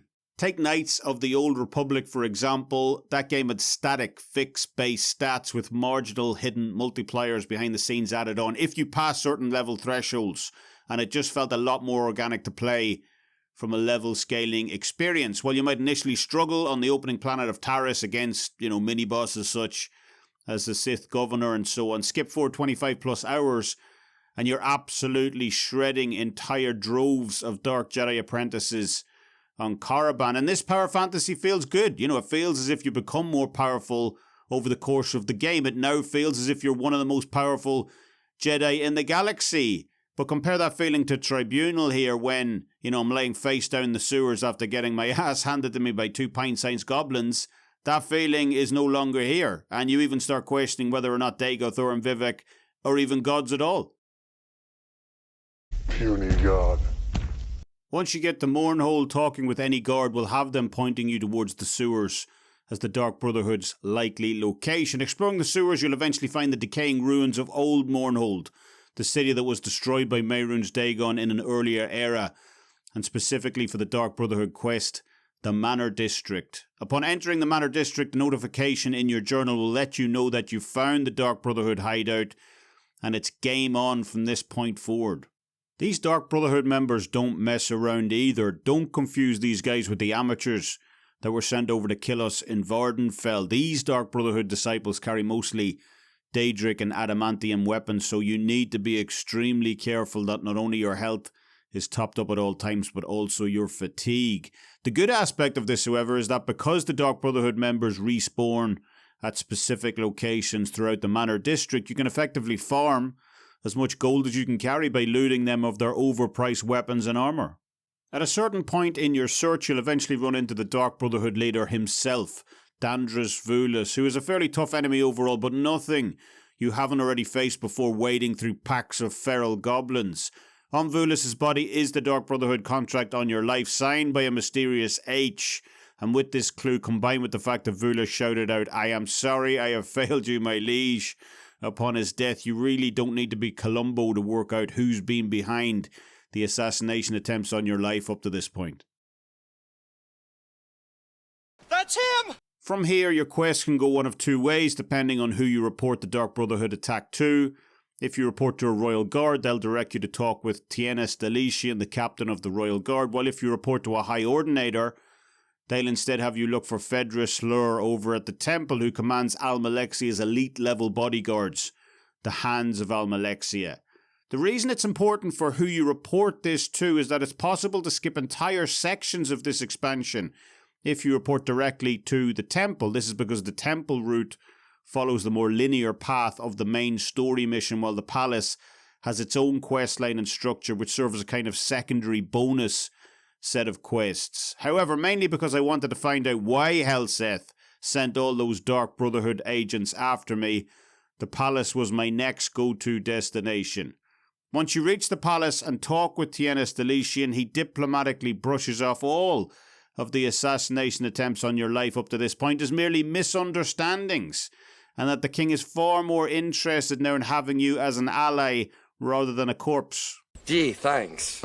To get some insight into how Helseth's mind operates, there is a book in-game called A Game at Dinner, which details a spy plot gone wrong in the court of King Helseth.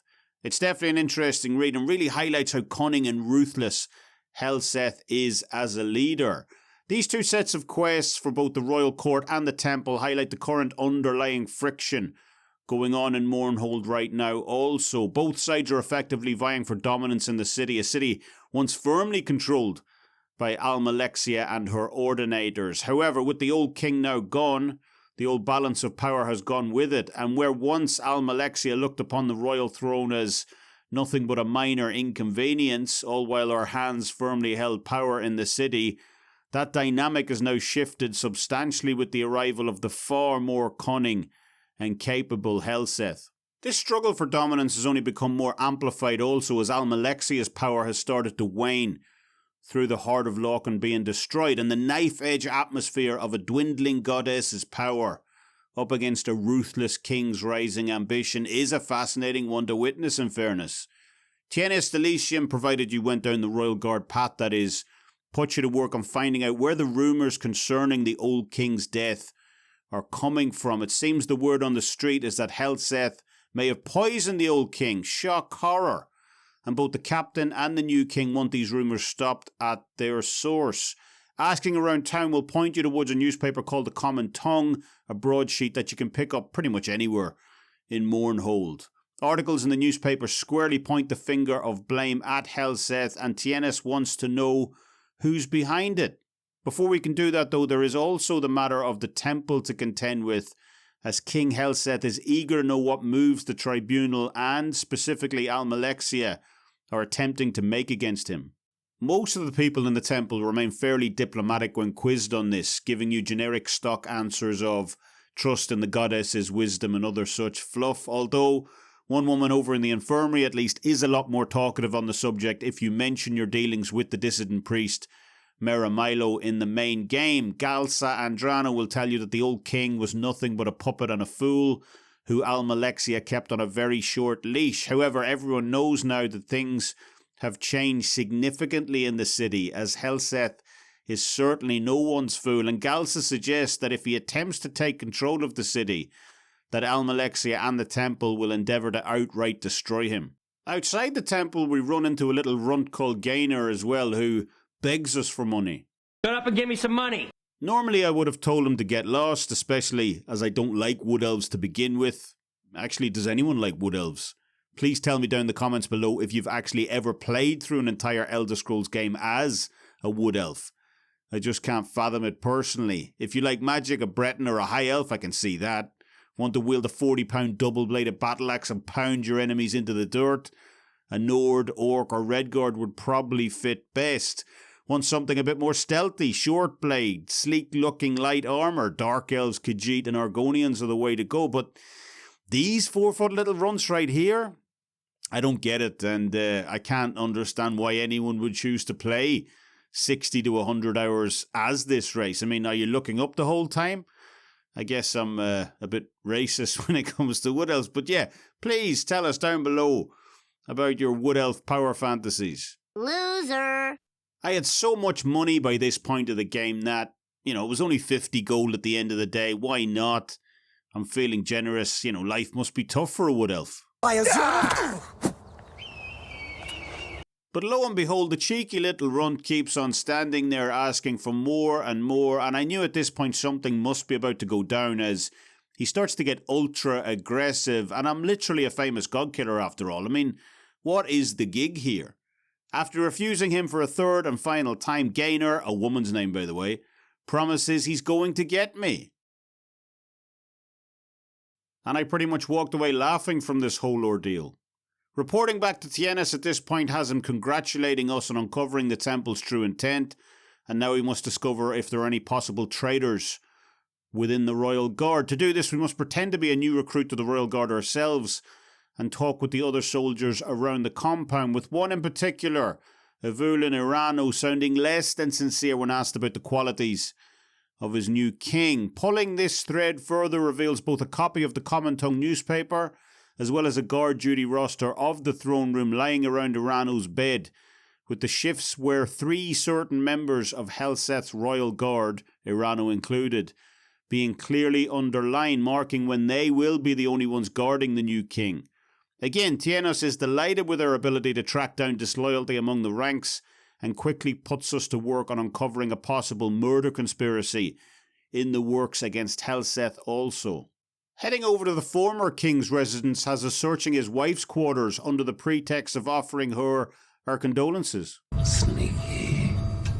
And we quickly find a note in her possession outlining the 3 main conspirators in this new murder plot. All 3 conspirators are members of House Hlaalu, however, so when Tiennes tasks us with tracking them down and eliminating them, even giving us official writs in order to do so, I was presented with a bit of a dilemma, as these were effectively my boys. Thankfully, I wasn't forced to kill any of them, as you are given an opportunity to warn them beforehand, simply to leave town with their plot now discovered. However, one of the conspirators, a Nord, instead of being grateful for the heads up, wanted to continue to be assy about it, and if there's one thing I can't abide, it's bad manners. With the treachery within the Royal Guard now uncovered and the murder conspiracy stopped also, it's time to hunt down the publisher of the influential newspaper The Common Tongue in order to curb the slander pervading the city. Again, these quests are all completely optional. The temple quests are the main way to advance the plot, but the palace quests nevertheless help to flesh things out in the city and get the most out of your tribunal experience. It was at this point of the game also that I decided to make the investment of hiring the mercenary Calvus Horatius, as my inventory space was getting severely stretched by this stage. Asking enough people around the city and paying them enough gold will get you the information that the author of the Common Tongue is operating out of the Craftsman's Hall in God's Reach. Once you get there, though, of course, no one's ever heard of this author or the paper, but there is a rather conspicuous looking door right beneath the stairs with the words "Keep Out" written on it. It's probably nothing. Once inside the not-so-secret entrance, the author Trells Varys immediately threatens us with never leaving the room alive again. A reasonably serious threat as well, considering he's flanked by 3 additional guards. To answer, we can give him a variety of different responses, with each having their own version of how the rest of the scenario plays out. We can choose to bribe Varys with 3,000 gold in order for him to never publish anything negative about Helseth again. This isn't as harsh as it seems either, as Tiennes will cover our expenses upon returning and throw in an additional 5,000 gold on top. Not bad. We can flaunt our reputation to Varys either with a reputation over 40, ensuring he'll back down slightly and allow us to leave the room, while 40 or under means it's now going to be a straight fight. We can of course choose to just cut out all the foreplay and kill him directly, but with 4 separate opponents to deal with, it is a tough fight. If you're all on your own, you can choose to entertain him or lie to him, either, both of which will allow you to leave the room alive if successful. But the best and most original method for me is the blackmail option here. See, young Varys here has 2 parents who reside in and around the temple, and if you've been paying attention while passing them, their names and appearance should stand out significantly, as they're 2 of the most elderly residents you've likely seen in Morrowind up to this point. We can then use that information in order to blackmail Trells into silence, and while he's not a fan of our underhanded methods, he nevertheless does admit that they are effective. Once we notify Tienes of how we handle the situation, in this part namely blackmail, he'll grant us 5,000 gold as well as the highly prized King's Oath sword, also a 2-handed blade worth 80,000 gold. That ends the initial group of palace quests, and while you can go and speak with the famous Queen Baranzaya in her chambers, as well as other characters located in and around the palace, it's time to head over to the temple if you want to continue on with the main quest. Heading over to the temple, I noticed that I'd lost Calvus Horatia somewhere along the way, with no idea when or indeed where. I did read in numerous forums and posts online that the pathfinding in Morrowind wasn't always the best, so yeah, don't necessarily rely on your companions keeping up with you in this game if you travel anything over the pace of a squib. Fedrus Hlaalu over at the temple immediately makes the accusation that King Helseth is raising a goblin army in order to challenge Almalexia's power in Mournhold. And honestly, given everything we know about the new king and his scheming, not to mention how hard those damn goblins hit, it's probably a move he'd no doubt try to pull off. Our task here is to enter the sewers, eliminate as many of the standing goblin army as we come across, especially their 2 war chiefs, and if we can find them, their 2 high elf trainers as well. This is a pretty hard mission, all things considered. The goblins hit extremely hard, and the sewers are enormous, meaning it's quite some time before we even come across their 2 war chiefs. We're introduced to a new enemy at this point as well, the Durzogs, effectively, goblin war dogs, and you need to be careful of separating the enemies up as much as you can here, as it's quite easy to get surrounded. Making our way through what felt like literally hundreds of goblins.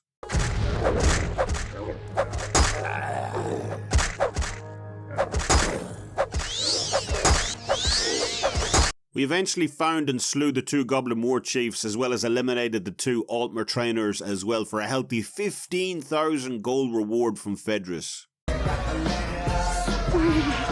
After the goblins have been taken care of, Fedrus and the archcanon of the temple, Gavus Drin, have us clearing out a shrine located deep within the caverns of the sewers. It was at this point as well that I was just so tired of the sewers. The Royal Palace quest I didn't mind so much because you were heading over to God's Reach, then you were sent to the barracks, then over to the bazaar or wherever. But to start the initial 2 temple quests off with literally hours spent hoking around the sewers, that's just not good pacing in my opinion. The other thing that makes this particular quest of cleansing the temple shrine a chore is that it's an escort mission. You can't cleanse the shrine yourself, only one of the temple priests can do that, so it's either an option of taking him down there and risking the entire mission, because he can basically only stomach about 2 hits from either a goblin or a lich, or clean out the entire path yourself and then head all the way back again in order to collect him. This is only further compounded by the fact that the pathfinding in Tribunal, as we stated earlier, absolutely sucks. So even with no enemies around, it's no guarantee that the priest will follow you anyway.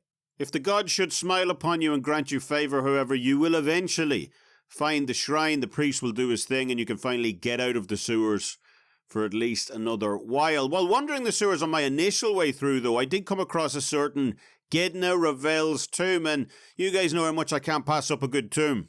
You get this message upon entering the tomb that there's a rancid stench, but it's not of the dead. I don't even want to know. However, looking around and finding nothing else in the tomb, I just left, but it definitely gave off a weird vibe. That's because when you head topside again, it turns out that there's a new plague sweeping the city.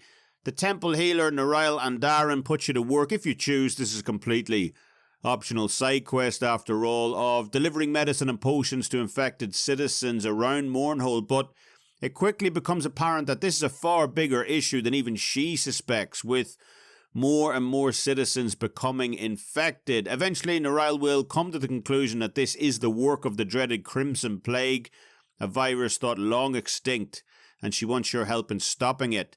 To do that, we have to follow the rats coming up from the basement, and heading down there we meet a Khajiit who states that she saw us enter Nerevar's tomb earlier, opening a door she couldn't bypass herself, with her eventually becoming infected as a result. Remember, as the reborn Nerevar, we're completely immune to disease.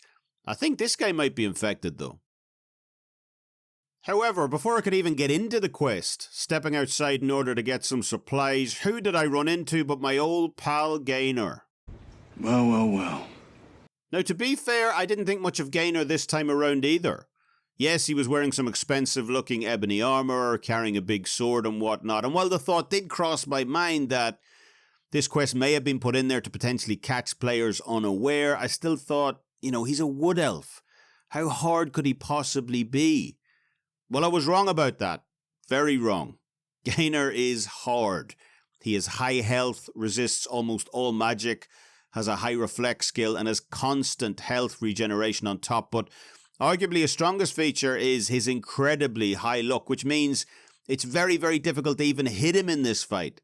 Thankfully, Sujamma is your best friend here, Sujamma being a local Dunmer liqueur which increases your strength by 50 while damaging your intelligence, but frankly, who really needs intelligence when you're getting your ass kicked? Most importantly, Sujamma stacks as well, meaning if you drink 4 or 5 bottles of this stuff at once, you'll hit hard enough to crack Red Mountain. After a longer struggle than I would care to admit, eventually Gaynor went down, and in that moment I realised, just how much I actually respected him, what a worthy competitor he had been, and, I made it my business to pay my respects to the little guy.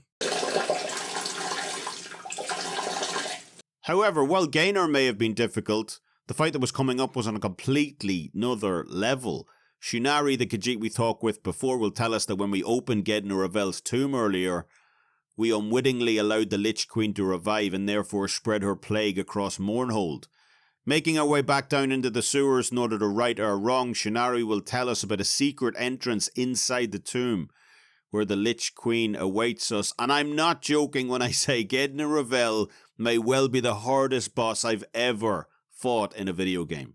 She basically just kept one-shotting me time and time again, and I knew there had to be something wrong here because when you go to forums and whatnot on Morrowind, it's always Gaynor, it's always Almalexia, Karstag and so on listed as the hardest bosses in the game, but Nerevar honestly makes Gaynor look like a fucking cliff racer by comparison.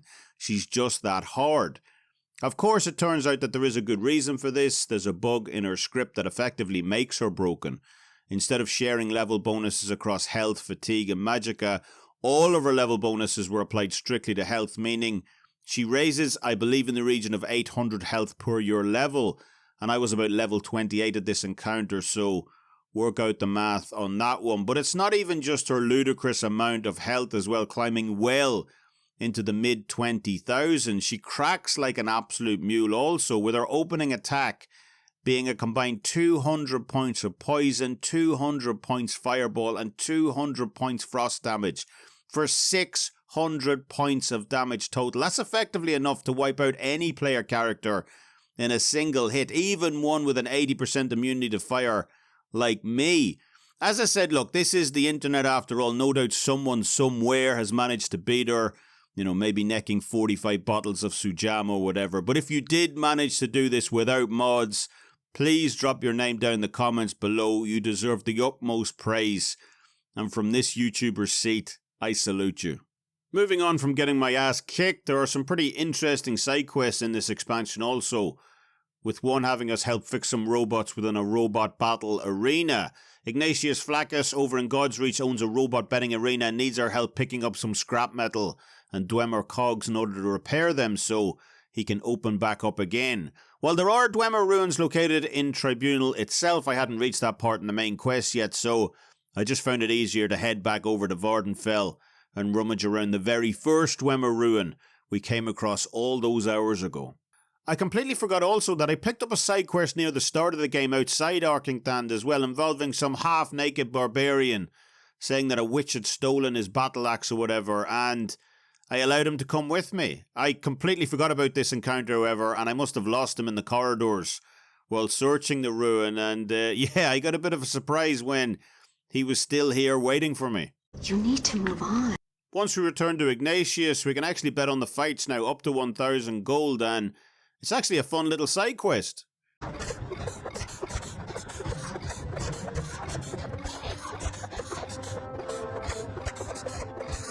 I like a little gamble.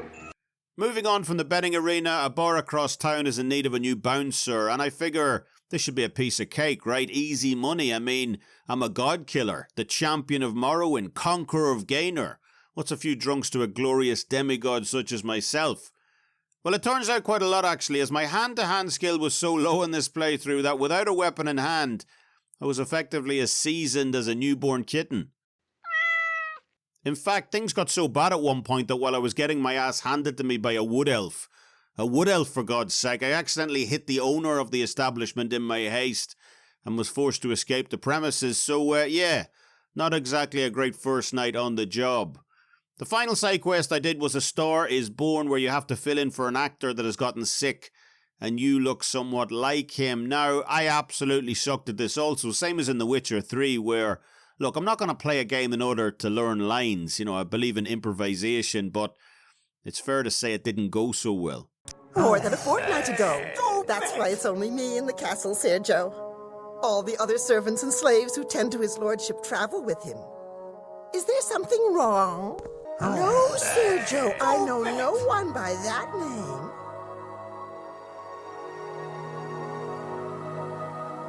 That's strange. I actually thought my performance was going so bad at one point that one of the audience rushed the stage to try and kill me, but it turns out that this was part of the quest. The original actor had a contract out in him, so they used me as a decoy.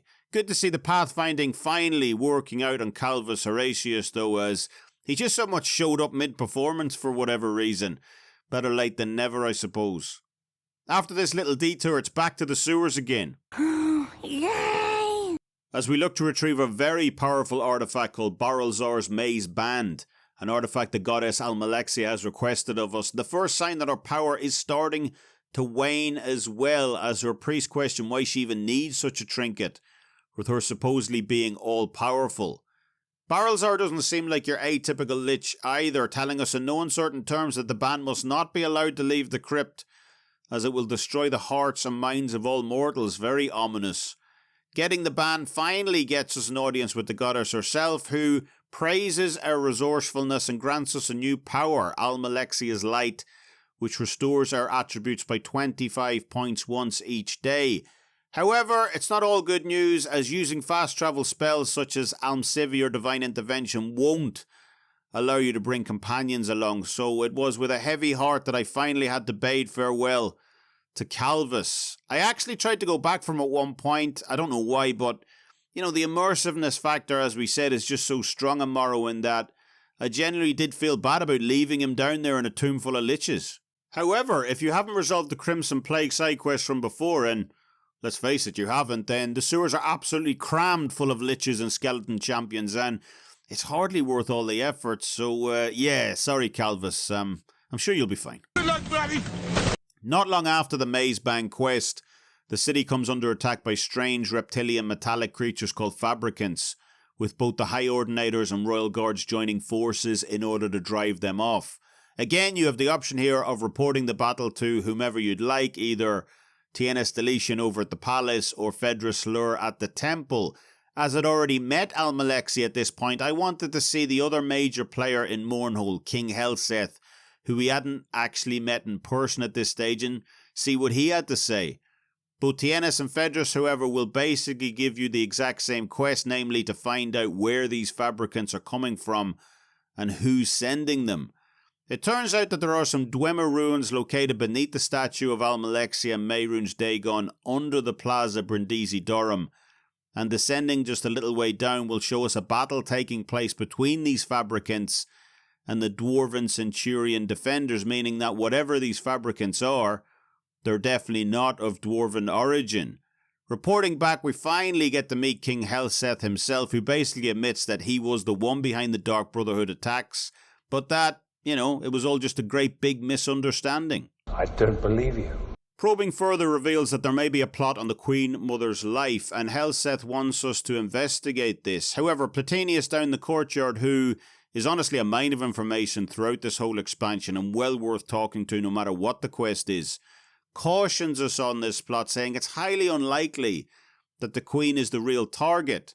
Turns out that we are, as once we're in a position in the room, the door's locked from either side, and 3 Dark Brotherhood assassins approach in order to eliminate us. Obviously, this goes exactly like the other 300 assassins we've killed up to this point, and it's honestly a wonder why the Dark Brotherhood even accept this contract at all.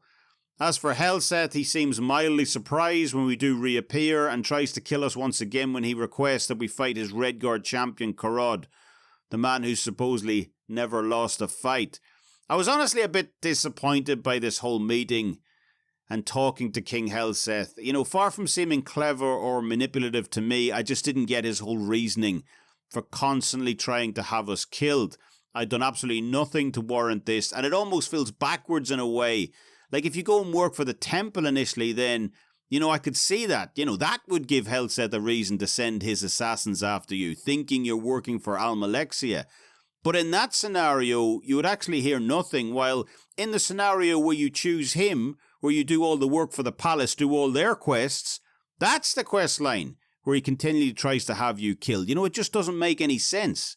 If we turn over to the greatest manipulative mind of them all, Machiavelli, he states in The Prince, a character King Helseth is no doubt at least partially based off that, a strong opponent must either be treated well or utterly and completely destroyed. Yet Helseth does neither of these things, instead sending small waves of easily dispatched assassins after us time and time again, making him honestly seem more like a complete and utter fool than some calculating and cunning schemer.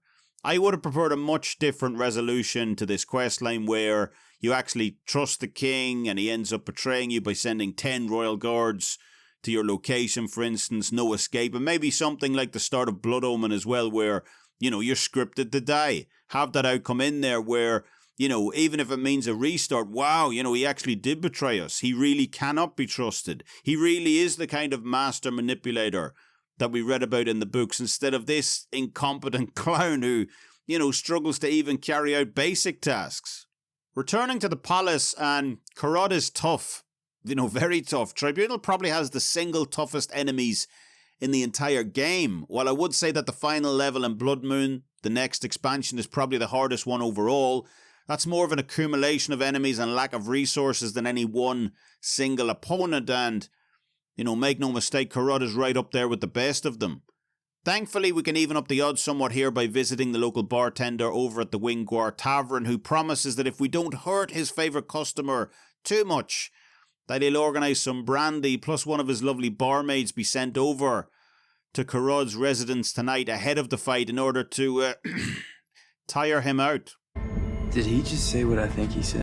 Honestly, Korod was still so damn tough in this fight, I don't think the barmaid read between the lines. Once he is defeated though, Korod will yield, and Helseth seems completely stunned by these developments, stating he never thought that we would be able to beat his champion. I guess those 300 Dark Brotherhood members counted for nothing then. He will at least grant us a nice boon for winning in the form of a glass dagger, the Dagger of Symmachus, which increases our attack and endurance by 10 points each, or if short blades are of no use to you, you can sell it to the Museum of Artifacts for 10,000 gold, a nice little bonus.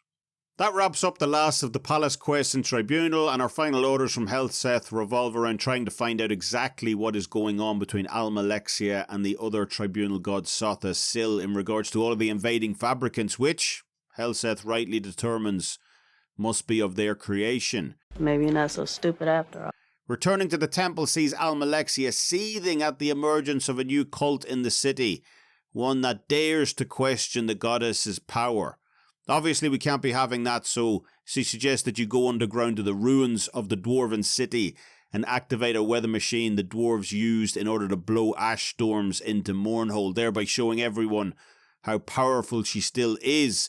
When we ask her why she can't simply do this herself, She states that caring for all the sick after the Fabricant attack has drained her powers too much. Sure. There's some pretty cool stuff once we descend down to the Dwemer Ruin, in fairness, although there's some highly annoying things too. These electro darts fired by the Dwarven spheres absolutely chew through our health and actually make traversing through the ancient city a real nightmare as well if you happen to be caught by 2 or 3 of these things in a tight spot. The cool stuff though is a massive giant robot as well as all of these ash piles lying around as well, suggesting that far from the theory that Yagrum Bargarn put forward to us that the dwarves may have been transported to another dimension, you know, given where these ash piles lie on the floor in conspicuous locations, it seems far more likely that they were, you know, simply disintegrated on the spot.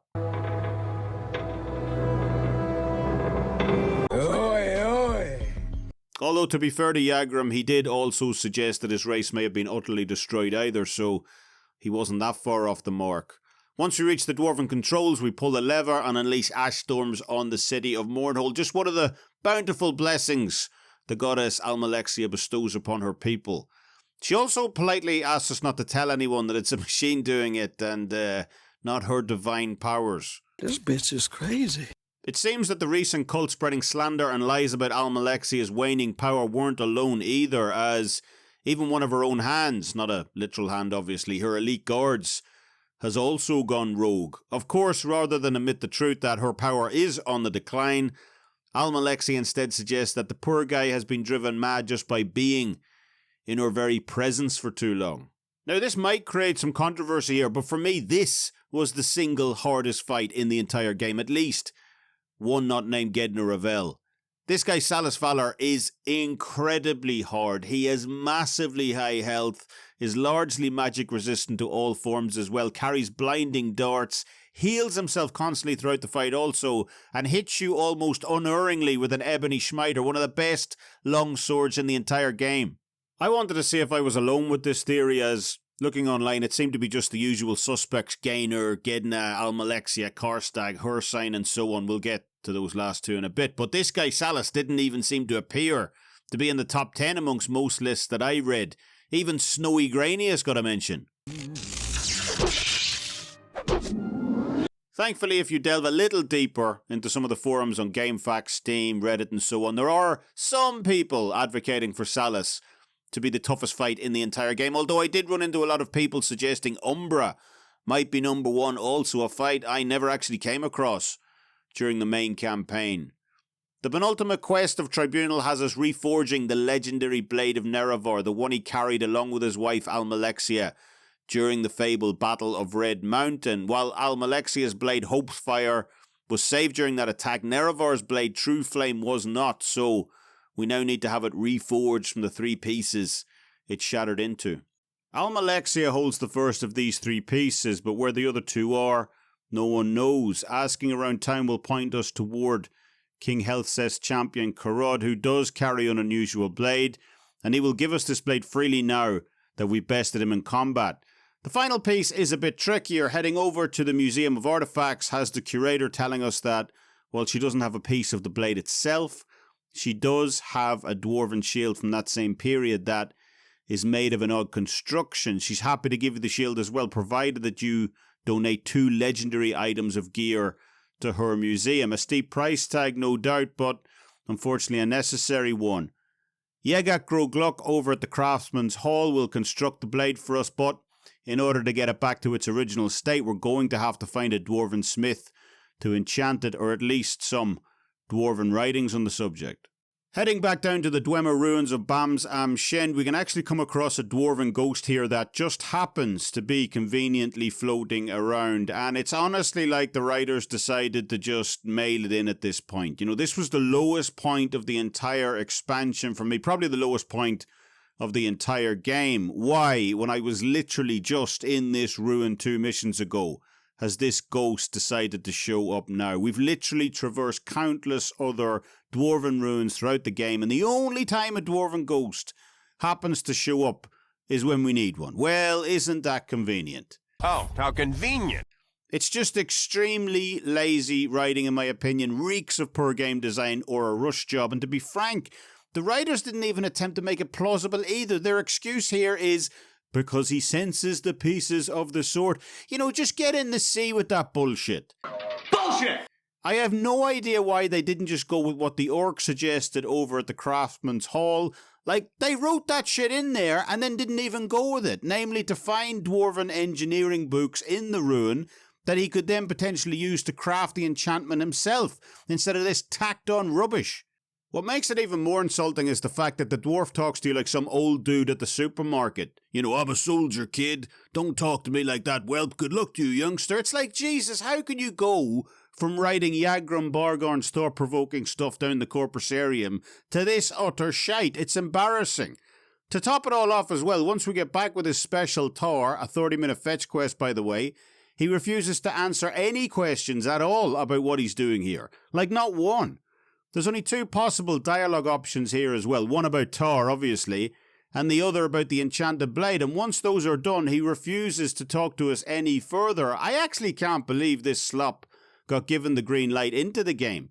You know, you've arguably been building up to this point for 3 full games at this point. Probably the greatest mystery in the entire Elder Scrolls franchise has been what happened to the dwarves. You know, even as far back as Arena, the game mentions a race of great craftsmen who vanished long ago. And instead of taking the opportunity to dump some law on the player here to expand upon the enigma of what exactly happened to this super advanced race, this go fetch me some Tar youngster buy now garbage was the best that they could come up with. Like, really? While I love Morrowind overall, and I think it's without doubt the best of the Elder Scrolls series that I've played at least, this shite might be the single lowest point across any of the 3 later entries. Okay, calm. Returning to Almalexia has her explaining that it was Sotha Sil and his fabricants, creatures of his design, that invaded Mournhold not long ago, and that the old god has clearly gone mad from spending too long deep within his clockwork city. Once you're ready to depart, she sends you on a one-way ticket underground, so make sure you're prepared as there's no coming out once you go in. The design of the clockwork city is pretty cool, to be fair. I especially liked the door opening mechanism, for example, but while the architecture may be unique, the frustrations of this place will unfortunately overshadow any aesthetic charm that you may experience. Once you make it through the first few areas accompanied with swinging blades and other traps, we encounter our first serious road hurdle of this level. This just ridiculous rotor arm puzzle that took me an absolute age to get past. Basically, you have to make it around the top ledge of this dome before the rotor arm catches you, with all the bones littering the edge of the dome being a testament to all the poor fools, either too slow or too unlucky to make it. This is incredibly difficult, like stupidly so.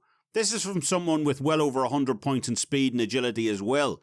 Now, the trick here, supposedly, is to drink all the elixirs that the verminous fabricants have been dropping along the way, which will boost their speed by a significant sum, and they have a cumulative effect as well. However, I drank about 20 of these things, and while I did get faster, obviously, I still couldn't make it around in time before the rotor arm got me, often frustratingly falling right at the door as well.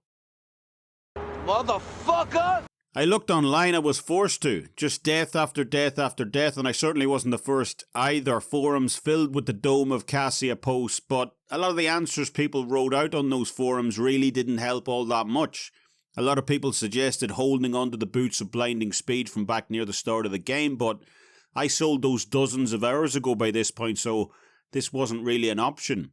Another commenter said that having a jump spell might work as well in order to bypass the stairs completely, but again, I didn't have a jump spell on me or item, especially one of that strength, and as I couldn't leave to buy one, this was another solution that fell flat. I was honestly about ready to pack it in by this point, and it was pretty much on my final attempt where, I decided to go all out, basically unload everything that wasn't nailed on. All the high-level expensive gear that I've accumulated throughout my entire playthrough had to be stripped off. Whatever wasn't absolutely essential, I was forced to discard in order to shed any excess weight. And this included keeping only the bare minimum of health potions as well. So I was praying that the final boss wouldn't be too hard. Once I was basically down to my skimpies, I chugged another 20 bottles of those speed elixirs, and I'm honestly not even sure I made it either. By the absolute skin of my teeth, barely got inside the door just in time, and thankfully That was enough to make it into the next room. However, celebrations were premature because the next room was almost equally as frustrating. In the Dome of Surlin, you're faced with a door lock puzzle where basically this is the machine that has been responsible for churning out the fabricants all this time, and you have to get through the conveyor belt as it's churning them out, as the fabricant is getting made, but before the other side closes. Does this make sense? Probably not, but more sense than this damn puzzle does. It does seem fairly simple on the surface, I will give it that. There are two levers located on the side of the machine, one for opening the front door and one for opening the back door, but if one door is open, that means the other is shut, and while it sounds rudimentary, while it sounds simple, it's really not. You have to listen for very specific sounds overhead in order to know the exact time to go. Basically, you have to allow a fabricant to start getting made. That's the key word here, start. There'll be some accompanying whirs and buzzing sounds overhead.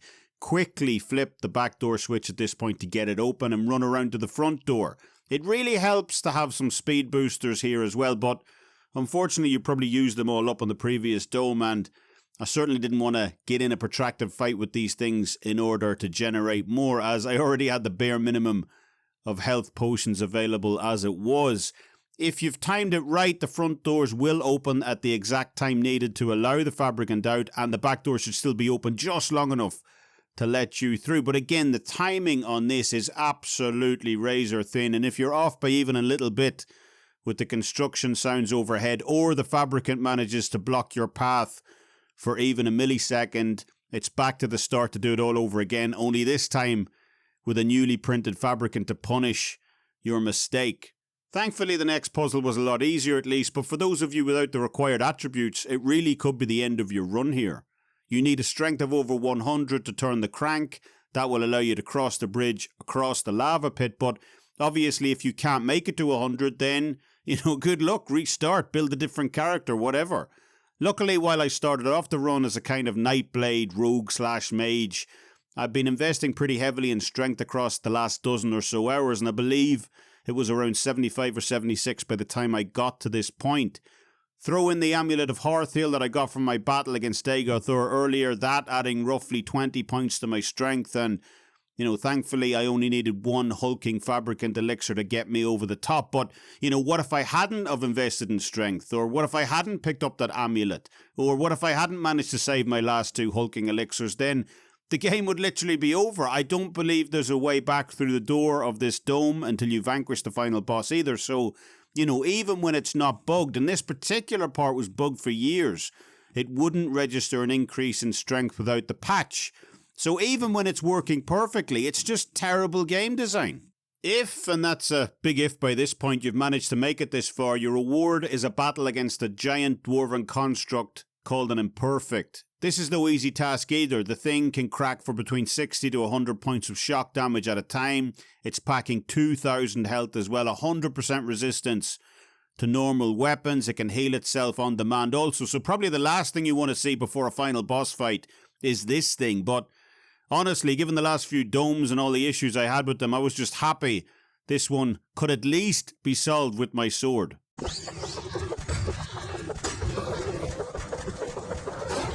Getting through to the Dome of Solstheim has us greeted by the dead god's corpse dangling from a set of wires. This is the big reveal of the game, namely that it was never Solstheim that went mad, but Almalexia, which is not that much of a reveal in fairness considering how much deluded shite she's been coming out with all game. It was pretty cool to see Solstheim dead though, even if the reasonings behind his murder, aren't exactly clear. I'm presuming Almalexia murdered him to get access to his fabricants so that she would appear to be the saviour of Mournhold, maybe have the power of the Clockwork City at her fingertips for future use as well. Honestly, I'm not entirely sure. Between all her ramblings about being the one true God, the all-powerful, the all-conquering, I'd stopped listening to her hours ago. I will tell my people how with your dying breath you proclaimed your devotion to me, the one true God. Your death will end this prophecy and unite my people again under one God, one faith, one rule by my divine law. The puppet king will lay down his arms and bow to my will. Those who do not yield will be destroyed. This was a pretty interesting fight as well, as Almalexia, bar getting a reveal obviously, is usually considered to be the hardest fight in the entire expansion. She's got 6 times as much health as Gainer, for example, about 9 times as much as Salas Valor also, but I really didn't find her all that difficult, to be honest. This was mainly because Gainer has that incredibly high luck stat, which means, it's very hard to even land on him, while Salas has that fatigue factor included. Salar's mace absolutely shreds not only your health, but also your fatigue as well, meaning you'll likely be picking yourself up off the floor more than actually fighting him. Another reason why I personally consider him to be the single hardest unbroken enemy in Morrowind. By comparison, while Almalexia has a lot more health than those two, plus a whole host of unique special immunities as well, she's just fairly basic in her design. I barely missed with any of my strikes, and while it did take a while to whittle her health down, obviously, I basically couldn't miss. Taking the maze band off Almalexia's corpse along with her blade Hopesfire, we can return to Mournhold, where the goddess Azura will once again congratulate us on a job well done, and we can report to whoever we'd like about Almalexia's death also, whether that be King Helseth over at the palace or Vivek on Vvardenfell. And that's it. That wraps up the Tribunal expansion. While I enjoyed Tribunal overall, and some aspects of it were more than welcome, the streamlining and tidying up of the journal, for example, the higher purses of the general traders as well, I certainly wouldn't rate Tribunal on the same level as the base game, and, that's for understandable reasons as well. Morrowind was a Hail Mary for Bethesda at the time, and there was no guarantee of the studio even surviving past that game. Never mind actually going on to create what we now call DLCs. You can almost see this from Tribunal's design as well, that Bethesda really scrambled to put something together that they could push out the door, with Tribunal releasing just 6 months after Morrowind, when it emerged what a monster hit Morrowind had become. No inclusion on the main map, no levitation spells, no great house presence in the capital city either, and, it really just seems like let's get this out the door as quickly as possible because, the main game was such a smash hit, and given all those conditions, then Tribunal is actually a pretty good attempt. But if you take it as an actual full expansion standing shoulder to shoulder next to its older brother, then the expansion clearly does start to suffer, the cracks start to show, most notably in its exploration and narrative design. The exploration one is obviously self-explanatory, no levitation, no open world and so on, effectively meaning that you've stripped out 90% of what made Morrowind such a special experience in the first place. But what's even less forgivable in my eyes is the narrative side of Tribunal, where, it seems like they didn't even try in parts. King Helseth's continuing blunder in neither wholly recruiting you to his cause or committing fully to wiping you out either, just sending these little detachments of assassins after you, constantly thinking, oh, this time it's bound to be different, and he honestly just comes across as a bit of a moron. Almalexia, meanwhile, gifting you Nerevar's old blade of True Flame as well, which not only is one of the best swords in the entire game, but one she categorically states is one of the few weapons able to kill a god. Like, why would she give you access to this weapon knowing she's about to betray you? Why is everyone in this expansion so stupid? Stupid! And don't even get me started again on the Dwarven Ghost. Overall, while I certainly wouldn't call Tribunal a bad experience, it's actually rather good. For as harsh as I now appear to be on it, it nevertheless fails to match the high bar set by the base game, and that's something that I hope the second expansion, Bloodmoon, can rectify. Bloodmoon starts out in a much more subdued fashion than Tribunal did, with no Dark Brotherhood assassins hunting you down, or indeed any political intrigue between a goddess and a king vying for control of a capital city either. Instead, you hear about Bloodmoon mainly through rumours. NPCs will tell you about a mysterious island far to the north of Vvardenfell named Solstheim that the game almost presents as a soft launch in a way. You were forced to start Tribunal last time out, as literal assassins were hunting you down constantly, but Solstheim by comparison seems just like some distant, mysterious frontier that intrigues the player more than pushes them to go there. Solstheim is also included on the world map this time around as well, so it doesn't feel as separate as Mournhold did, able to be reached by boat, recall or intervention spells, or indeed a very long water walk.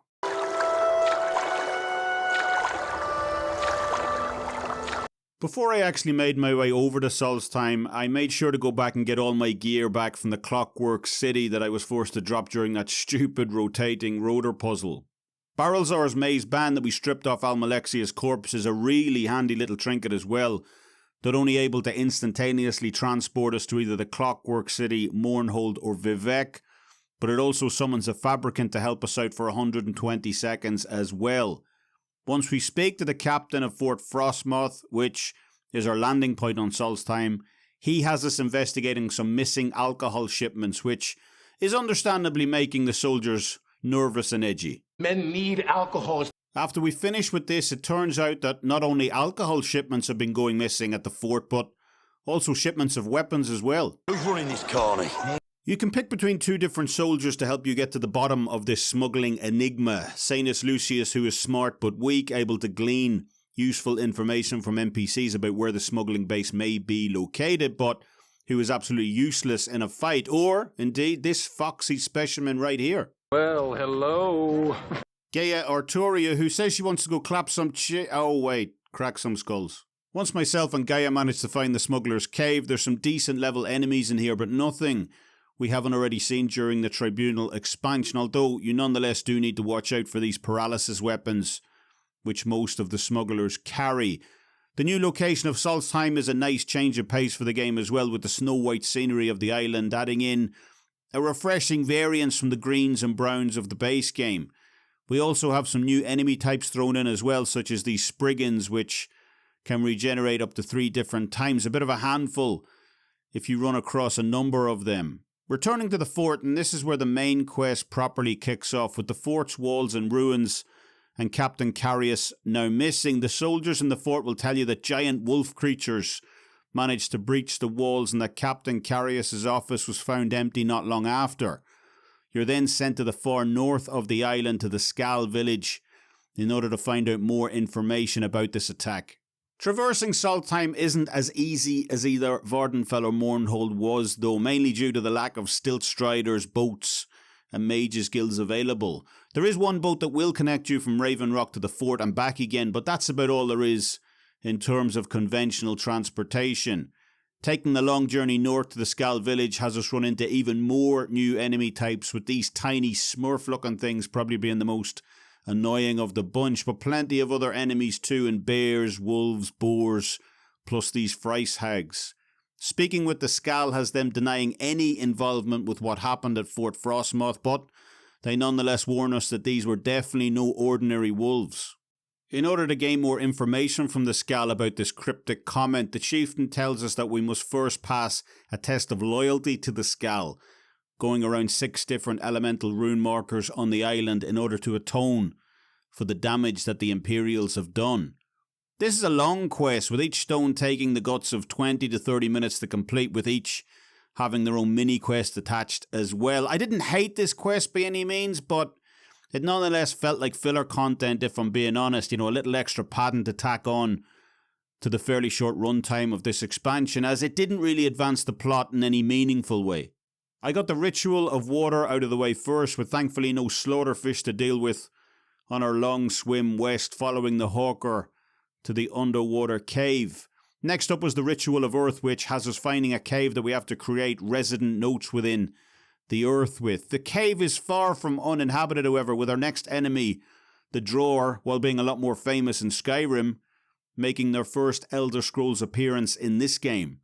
The Ritual of Beasts was next up, which has us saving a giant polar bear from a group of Reiklings, and look, I enjoy mowing down Reiklings at the best of times, so this was no issue, but, you know, I do feel the polar bear could have been a little more grateful.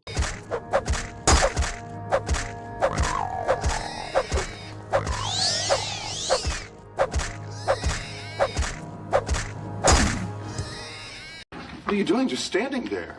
Next up, the Ritual of Trees is probably the hardest of the bunch, needing us to retrieve some seeds in order to plant a new tree. Sounds simple enough, but unfortunately the seeds are protected by a Reikling plus his 5 Spriggan bodyguards. Now, Spriggans on their own are of little threat, even with their multiple respawn ability. They don't really have enough to trouble a high-level player, but 5 of them together, each respawning 3 separate times, that does present a big problem, and it's incredibly easy to get overwhelmed here with a damn bear deciding to join in the fray during my playthrough as well, as if I didn't have enough to deal with. The Ritual of the Sun has us taking down a giant growl next in an ice cave, these growls being huge, tusked beasts, and this was another tough fight in fairness. Not quite as hard as the previous Spriggans were, but tough enough nonetheless to give my Fabricant his very first run out of the game. It was at this point as well where, look, don't get me wrong, I was extremely thankful that I didn't have to listen to the squawks of the cliff racers or the constant thudding of the slaughterfish into my ankles. The Reeklings more than made up for this. You basically cannot go 15 feet out on open land in this game without them hunting you down on their little warthogs. And their never-ending presence ruins a lot of the enjoyment you would actually get from exploring this island. While the cliff racers were annoying, no question, they're not all over Vvardenfell at the end of the day. You know, you get very low concentrations of them in places such as the Ascadian Isles, the Bitter Coast region and so on, and you're pretty much safe within any major city. Contrast that with these little shites though, who constantly spawn everywhere, plus seem to have the same large detection range as cliff racers do as well. They even come at you in places such as the outskirts of the Skal village, so you know, there's very little respite to be had anywhere and are much harder to kill than cliff racers as well. This arguably being the single biggest issue. You know, for as annoying as cliff racers or slaughterfish were, you know, 2 hits would often be enough to finish them off completely. But while Reiklings certainly won't present any mortal danger to the player, they soak up an awful amount of hits. You know, mini sponges in effect, and it really does start to grind on you after a while trying to traverse Solstheim with these things constantly attacking you throughout. The Ritual of the Winds is the final test of loyalty for the Skal, and this one signifies the end of the fable about Eivor Stonesinger and his battle against the greedy man being the person originally responsible for stealing all of the Earth's gifts from the Skal. There's a veritable small army of Drower in this tomb as well, with another new enemy showing up, the Bone Wolves, who do a good job of backing up the Drower. Once we've freed the winds from the bag, we can return once again to the Skal with the chieftain Thorsten Heartfang rewarding us with the Mace of Eivor Stonesinger, which does deal some hefty damage in fairness, especially against werewolves, but at a weight of 90, its drawbacks arguably outweigh, no pun intended, its usefulness at this stage of the campaign. Unfortunately, all that running around isn't quite enough for the Skal, who next put us to work on a test of wisdom. It seems old Engar Icemane here has been accused of the theft of some animal furs by one of the other villagers, a crime that is seemingly punishable by death, either being exiled and left out in the waste to die or being torn apart by wolves. That's harsh. The wrinkle here is that the accuser wants to clap... I really got to stop saying that. The wrinkle here is that the accuser wants to engage in amorous congress with Icemane's wife Rizzy, an accusation she readily admits to as well by saying they did have an affair together in the past. However, she ended up breaking things off, and in an act of desperation, Rigmor Halfhand, the accuser of Engar Icemane, fingered the husband for theft. Hopefully only the husband. Oh dear, I don't even know what's happening to this review right now. Hoping that the warrior would choose exile as his punishment and that Halfhand could then move in on the lonely wife. Unfortunately for young Halfhand though, the Bador's veteran that is Engar Icemane chose death by wolves instead of exile as his punishment, not even attempting to deny the accusation either, showing what an absolute gigachad he really is. You can find a letter from Halfhand written to Rizzy hiding under one of the pillows in Icemane's house, which, for all her proclamations about moving on and the affair's now over, is a bit of a dirt move in fairness. If you take this evidence back to the chieftain, he will then let you choose the appropriate punishment for Halfhand, either exile or death by wolves. Obviously the only fitting end to this quest is to match the same punishment as what Icemane chose, so death by wolves it is. Run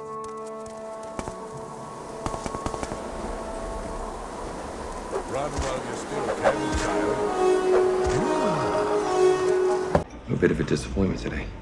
The final test of loyalty to ultimately prove ourselves to the Skal is a test of strength, with the chieftain and his shaman telling us that a drawer lord is causing trouble beneath Lake Fjelding with large gouts of fire now engulfing the lake.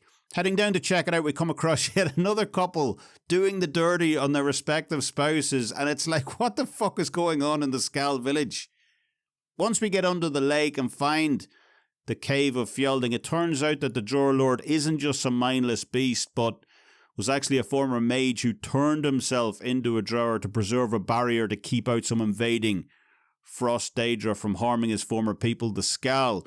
You can choose to either kill Aislip, the Drawer Lord here, and return to the village, or join forces with him in order to wipe out the Frost Daedra on the other side of the barrier. Whichever option you choose, Aislip will end up dying regardless, either at the end of your blade or in peace, knowing that his final effort to protect his people wasn't in vain. And, this got to me. Oh, man, now I'm all emotional. Returning to the village, it seems like the werewolves are on the hunt once again, with a number of them invading the village and taking the chieftain. While fighting them off, it turns out that you inadvertently contracted lycanthropy from one of the beasts, and until you get it cured, you're going to be banned from all activities within the Skal village. Lycanthropy, like the vampiric horrific haemophilia in the base game, is easily cured, either by taking a potion or by visiting a shrine, but the game takes a massive detour at this point, if you decide to let it, with you now able to finish out the rest of the expansion as a full-blown werewolf, answering only to the Daedric god Hircine instead of the more common blood friend of the Skal route. I opted for the latter here as it is seen as the more accepted path of the two, but it's nonetheless a good thing that the developers decided to include a second option here, as, it really does help to pad out the expansion in terms of replayability. Side quests in Bloodmoon are significantly smaller than in Tribunal as well, despite it being the bigger expansion overall. The ones that are here, though, are fairly good in fairness. We can encounter a high elf in Raven Rock who is searching for items related to the lost race of the Falmer, a race that, should be readily apparent to those of you who played through Skyrim. The Falmer were the race of snow elves that went to war with the Nords in ages past, but are all but extinct at this stage, at least in this game, with the Nords insultingly calling those irritating Reiklings their descendants. You can find the Snow Prince's remains in a cave called Jolgir's Barrow with his spear, his full set of armour, and a book called The Fall of the Snow Prince located there, also detailing all the events that took place during the final battle. Another side quest has us investigating the massacre at the Thirsk Mead Hall, with this being basically a retelling of the famous Beowulf tale. A monster called the Utterfrikite overran the Mead Hall and killed most of its patrons, with one of the few remaining patrons left, a woman named Svenja Snowsong, pleading with you to exact revenge on the beast. The beast lair is located out on the edge of the lake, and given the level of carnage he created within the Mead Hall, it was actually a bit of an easy fight, especially for warriors, with most of the beast's immunities coming against mages. Once we return to the Mead Hall with the Utterfrikite's heart, Svenja will tell us that repairs are currently being made to the hall, but that you must go to Rothmund's Barrow in the meantime in order to be named the new chieftain of Thirsk. Boy, that escalated quickly. The issue here is that a password is required to enter the Barrow, and it's not immediately obvious where to get that password either. Asking Svenja for a little secret will finally get her to tell you what that password is, but honestly, how many players actually bother to ask NPCs about little secret, little advice, latest rumours, and so on? It's not too many. I picked up my first custom Stalrim weapon at this point too, Stalrim being the new type of raw material found in Bloodmoon, like adamantium was in Tribunal. Upon finding the Barrow, Rothmund gives us his blessing, and when we return to Thirsk, we are declared the new chieftain.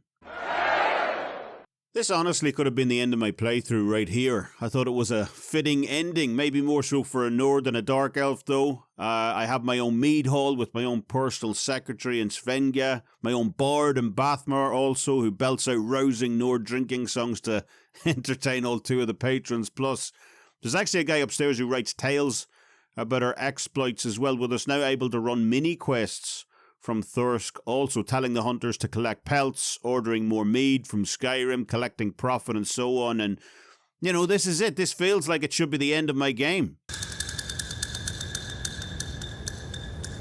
However, there's still a little matter of the Bloodmoon prophecy to finish up, as well as the East Empire quest to talk about also.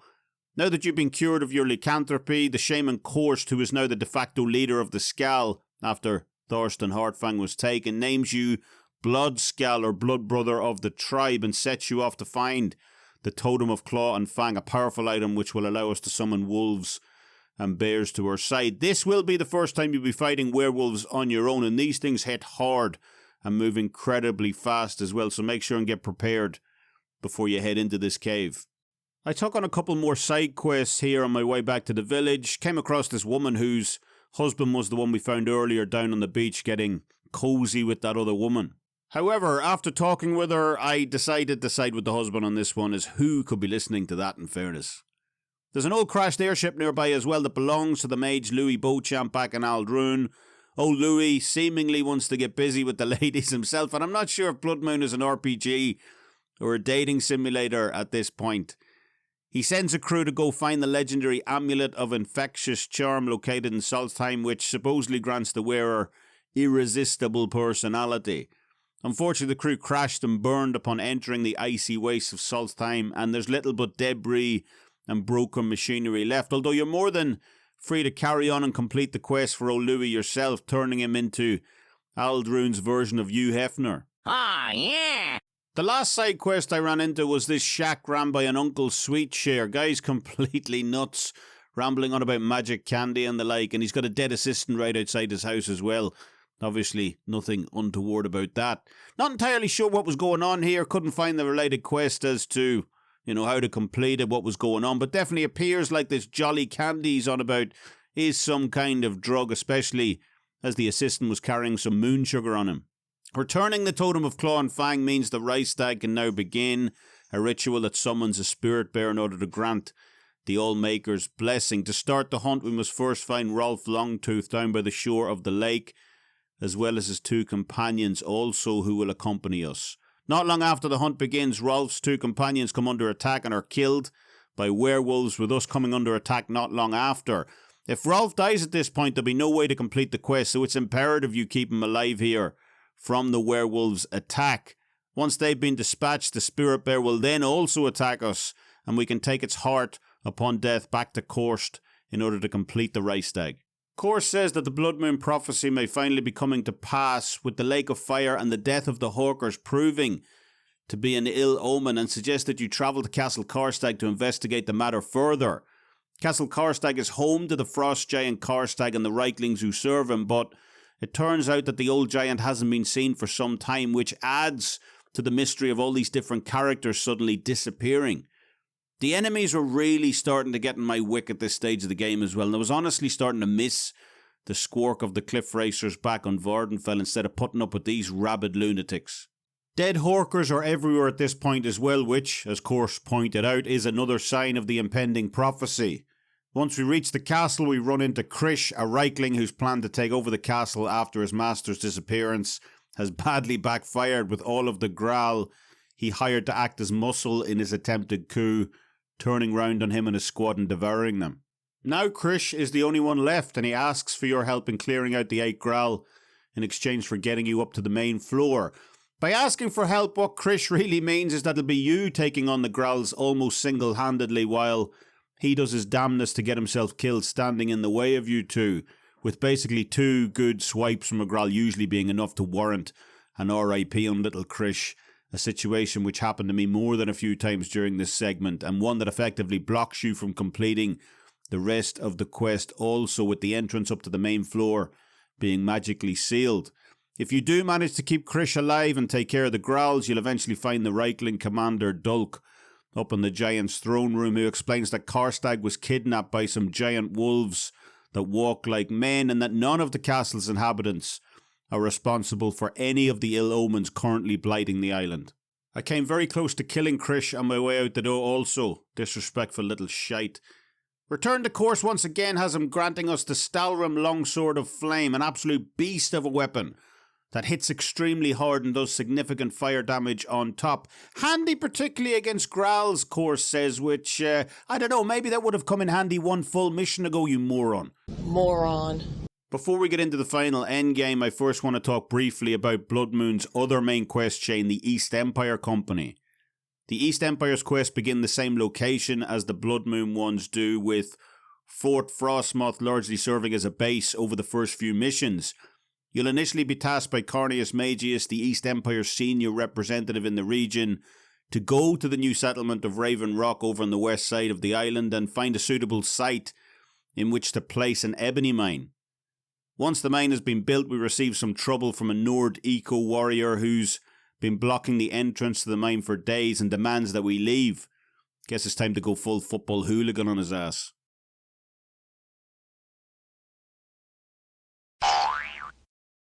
Falco Galenus, Raven Rock's foreman, implores us to handle the situation non-violently and tells us, just to rough him up a little. However, given how absolutely pants I was at fistfighting a while ago while masquerading as a bouncer, this wasn't really an option for me, and so I was forced to resort to more brutal methods in order to solve the problem of the protester.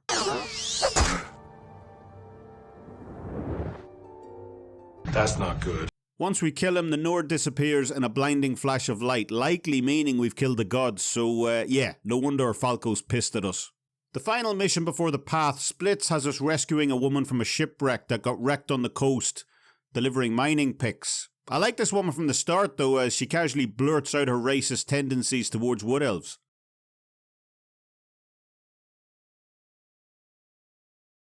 I like your style. From here, the path of the rest of the East Empire Company's quest can go one of two ways, with you either following Carnius Magius or Falco Galenus. The two men have very different motives for wanting to see the colony either succeed or fail, depending on their motivations. Falco genuinely wants the colony to succeed and views Raven Rock as an imperial outpost on the frontier. He's a company man through and believes he has a moral duty to the miners and inhabitants of the town in order to see it succeed. Carnius, by comparison, is in it purely for himself, realising that the island is incredibly rich in rare earth minerals, particularly in ebony and stalrim. If he can somehow convince the East Empire Company to pull out and to abandon its holdings on Solstheim, then all that valuable real estate suddenly becomes his for the taking. As a general rule of thumb, Carnius will pay you much more in order to sabotage the success of Raven Rock, whereas Falco, while not paying as much gold, has access to better weapons and armour overall, at least more of it, with the Nord artisans near the Skal village crafting stalrim weapons from just half the material that they require from Carnius, who they obviously don't like. I had more gold than I knew what to do with at this stage of the game, approaching in the region of somewhere near the 200,000 mark, I believe, so Carnius's higher financial bonuses really didn't sway me all that much. Access to more stalrim wasn't all that much of a game changer either though, especially as it is classed as medium armour in game, so it really all came down to whether or not I wanted the settlement to succeed or fail, and as the good-hearted guy that I am, I opted to choose Falco. Whichever choice you end up making, the Raven Rock quests really do add a ton of depth to the Blood Moon expansion and are well worth doing as a result. Getting into bar fights, defeating another set of tough Spriggans, defending the colony from mercenaries and so on. There are 10 quests in all, I believe, which will finally see you become head of the colony itself and have the company build your very own estate, prime and centre in the town, similar to what happened to us during the House Hlaalu questline back in the main game. I'm not exactly sure the neighbours are going to be too pleased, though, about where I've decided to place it. Oh, come on! After you've rested, it's time for the end game, and upon travelling back to the Skal village, I had the absolute shit scared out of me by these werewolves.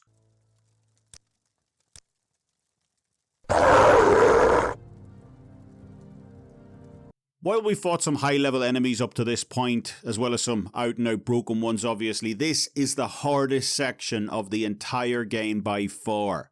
These werewolves we're about to fight in Morrowind Glacier are dialed up to 11. Forget about the lesser werewolves we faced back in Skal Village and during the Totem of Claw and Fang quest. These monsters by comparison are absolute units, and while there are individually stronger enemies in the game, it's just the unending masses of these beasts which make this such an unforgiving challenge.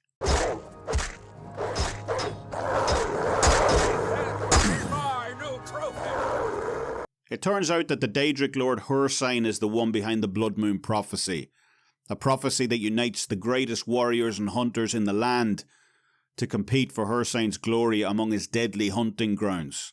This was why Captain Carius and Thorsten Heartfang were kidnapped from Fort Frostmoth and the Skal village respectively, and why the frost giant Karstag was taken from his castle also. You are the last to arrive at these hunting grounds, and It's now a battle among the four of you to determine who will get to meet Hircine in the final battle. This place is a maze, and we have to somehow fight our way through to its centre, through dozens and dozens of these supercharged werewolves. You better have brought every single potion, healing spell and journeyman's hammer that you can carry here, as well, as there is no going back once you enter, and little to no respite until the final battle. The first survivor we come across is Captain Carius, located at the entrance of the Outer Ring, and he suggests teaming up with us, mainly for self-preservation, as he says is the first one here. Obviously he's taken the most damage. I like Carius from back at the fort, so I had no problem in taking him along with me, as not only does his weapon do fatigue damage to the werewolves, but even when that magic runs out, which it will, he's still somewhat useful as a brief distraction for the beasts. This is tough as nails. You almost have to edge through the maze at a snail's pace, inching along, as the werewolves have such a large aggro range. If you do make the mistake of attracting 2 or 3 on you at once, then better hit that reload button. After beating about 20 of them in succession, including the statues that automatically come to life as well, we finally make it through to the inner circle, where Carius says he's too weak to go on, but that he'll hold the line and ensure no more werewolves follow us through. Carius also leaves us with a final warning as well, namely that while the frost giant Karstag will almost certainly attack us on sight due to his beastly nature, that we must also be careful of Thorst and Heartfang as well, as Carius states that he sees something wild in the Skal chieftain and does not fully trust his motives. As I said before, I like Carius as a character, and so his mistrust of Heartfang quickly became my mistrust of Heartfang, and when I did run into the Skal chieftain not long after within the inner ring, I had my eye firmly on him. I got my eye on you. Thorsten, like Carius before him, offers to join forces with us, but all of his dialogue is geared towards glory for himself rather than survival for the two of us. So, while I did accept his request, hell, you need all the help you can get in Mortrade Glacier, I did make sure to send him on ahead of me in order to soak up the majority of the hits. Thorsten's a decent fighter in fairness. He certainly seemed to hit harder than Carius at least, but mainly due to my tactics of leaving him out there on his own, he eventually did succumb to the werewolf attacks, and I was able to take Hircine's ring off his corpse, which I'm thinking likely means that he would have betrayed me at some point. You'll likely be glad to know as well that by the time we do reach the centre of the maze Huntsman's Hall, the worst is undoubtedly over. Those 40-ish werewolves we were forced to wade through were easily the toughest stretch of any level in the entire game, and while the game certainly isn't over in terms of tough boss battles, at least we can rest up a bit here at the entrance to the Great Hall and be thankful we won't be running into any more werewolves for a while. Thank God! Waiting for us in the main hall is the giant Karstag, and while he is listed as one of the hardest bosses on a number of different websites, mainly down to the fact of his high reflectability, which can punish mages extremely harshly, I didn't have any problems with him personally, as he was far too slow and clunky for my death-dealing Nightblade build.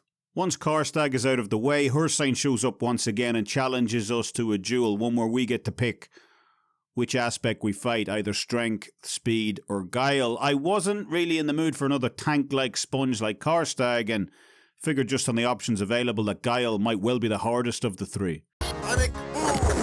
I opted for speed, as I felt I was fast enough to negate any advantage that he might have in that area. And that's pretty much exactly what happened as well. Similar to Gainer, although obviously not quite as extreme, Hircine's aspect of speed, which was some kind of wolf-reindeer-looking hybrid, brings high luck, high agility, high speed, plus a high sanctuary effect to the table also, making him very hard to hit for players who possess low agility. Thankfully though, that wasn't me, and just like Karstag, Gainer, and all the rest of those fools who thought they could go toe-to-toe with the reincarnated Lord Nerevar, Hircine quickly found out the hard way as well. Everyone that is apart from Nerevar. And that's basically it. That's Morrowind plus his 2 DLCs. There is a bit of bonus content once you wrap up the fight with Hircine.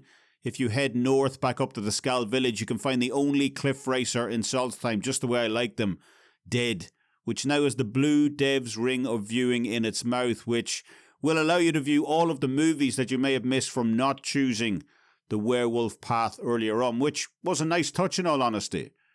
And that's it. So what happened to the legendary tale of the celebrated champion of Morrowind, I hear you say? Well, it's said and hush-whispered by bards across the land that the famous hero, the man who humbled the gods themselves, retired peacefully to his chieftain's hall in Thirsk to live out the rest of his days, where songs were sung of his glory and where the mead never ran dry. I'm home. So does Morrowind still hold up? Absolutely, 110%. Morrowind, simply put, is one of the greatest games of all time in my opinion.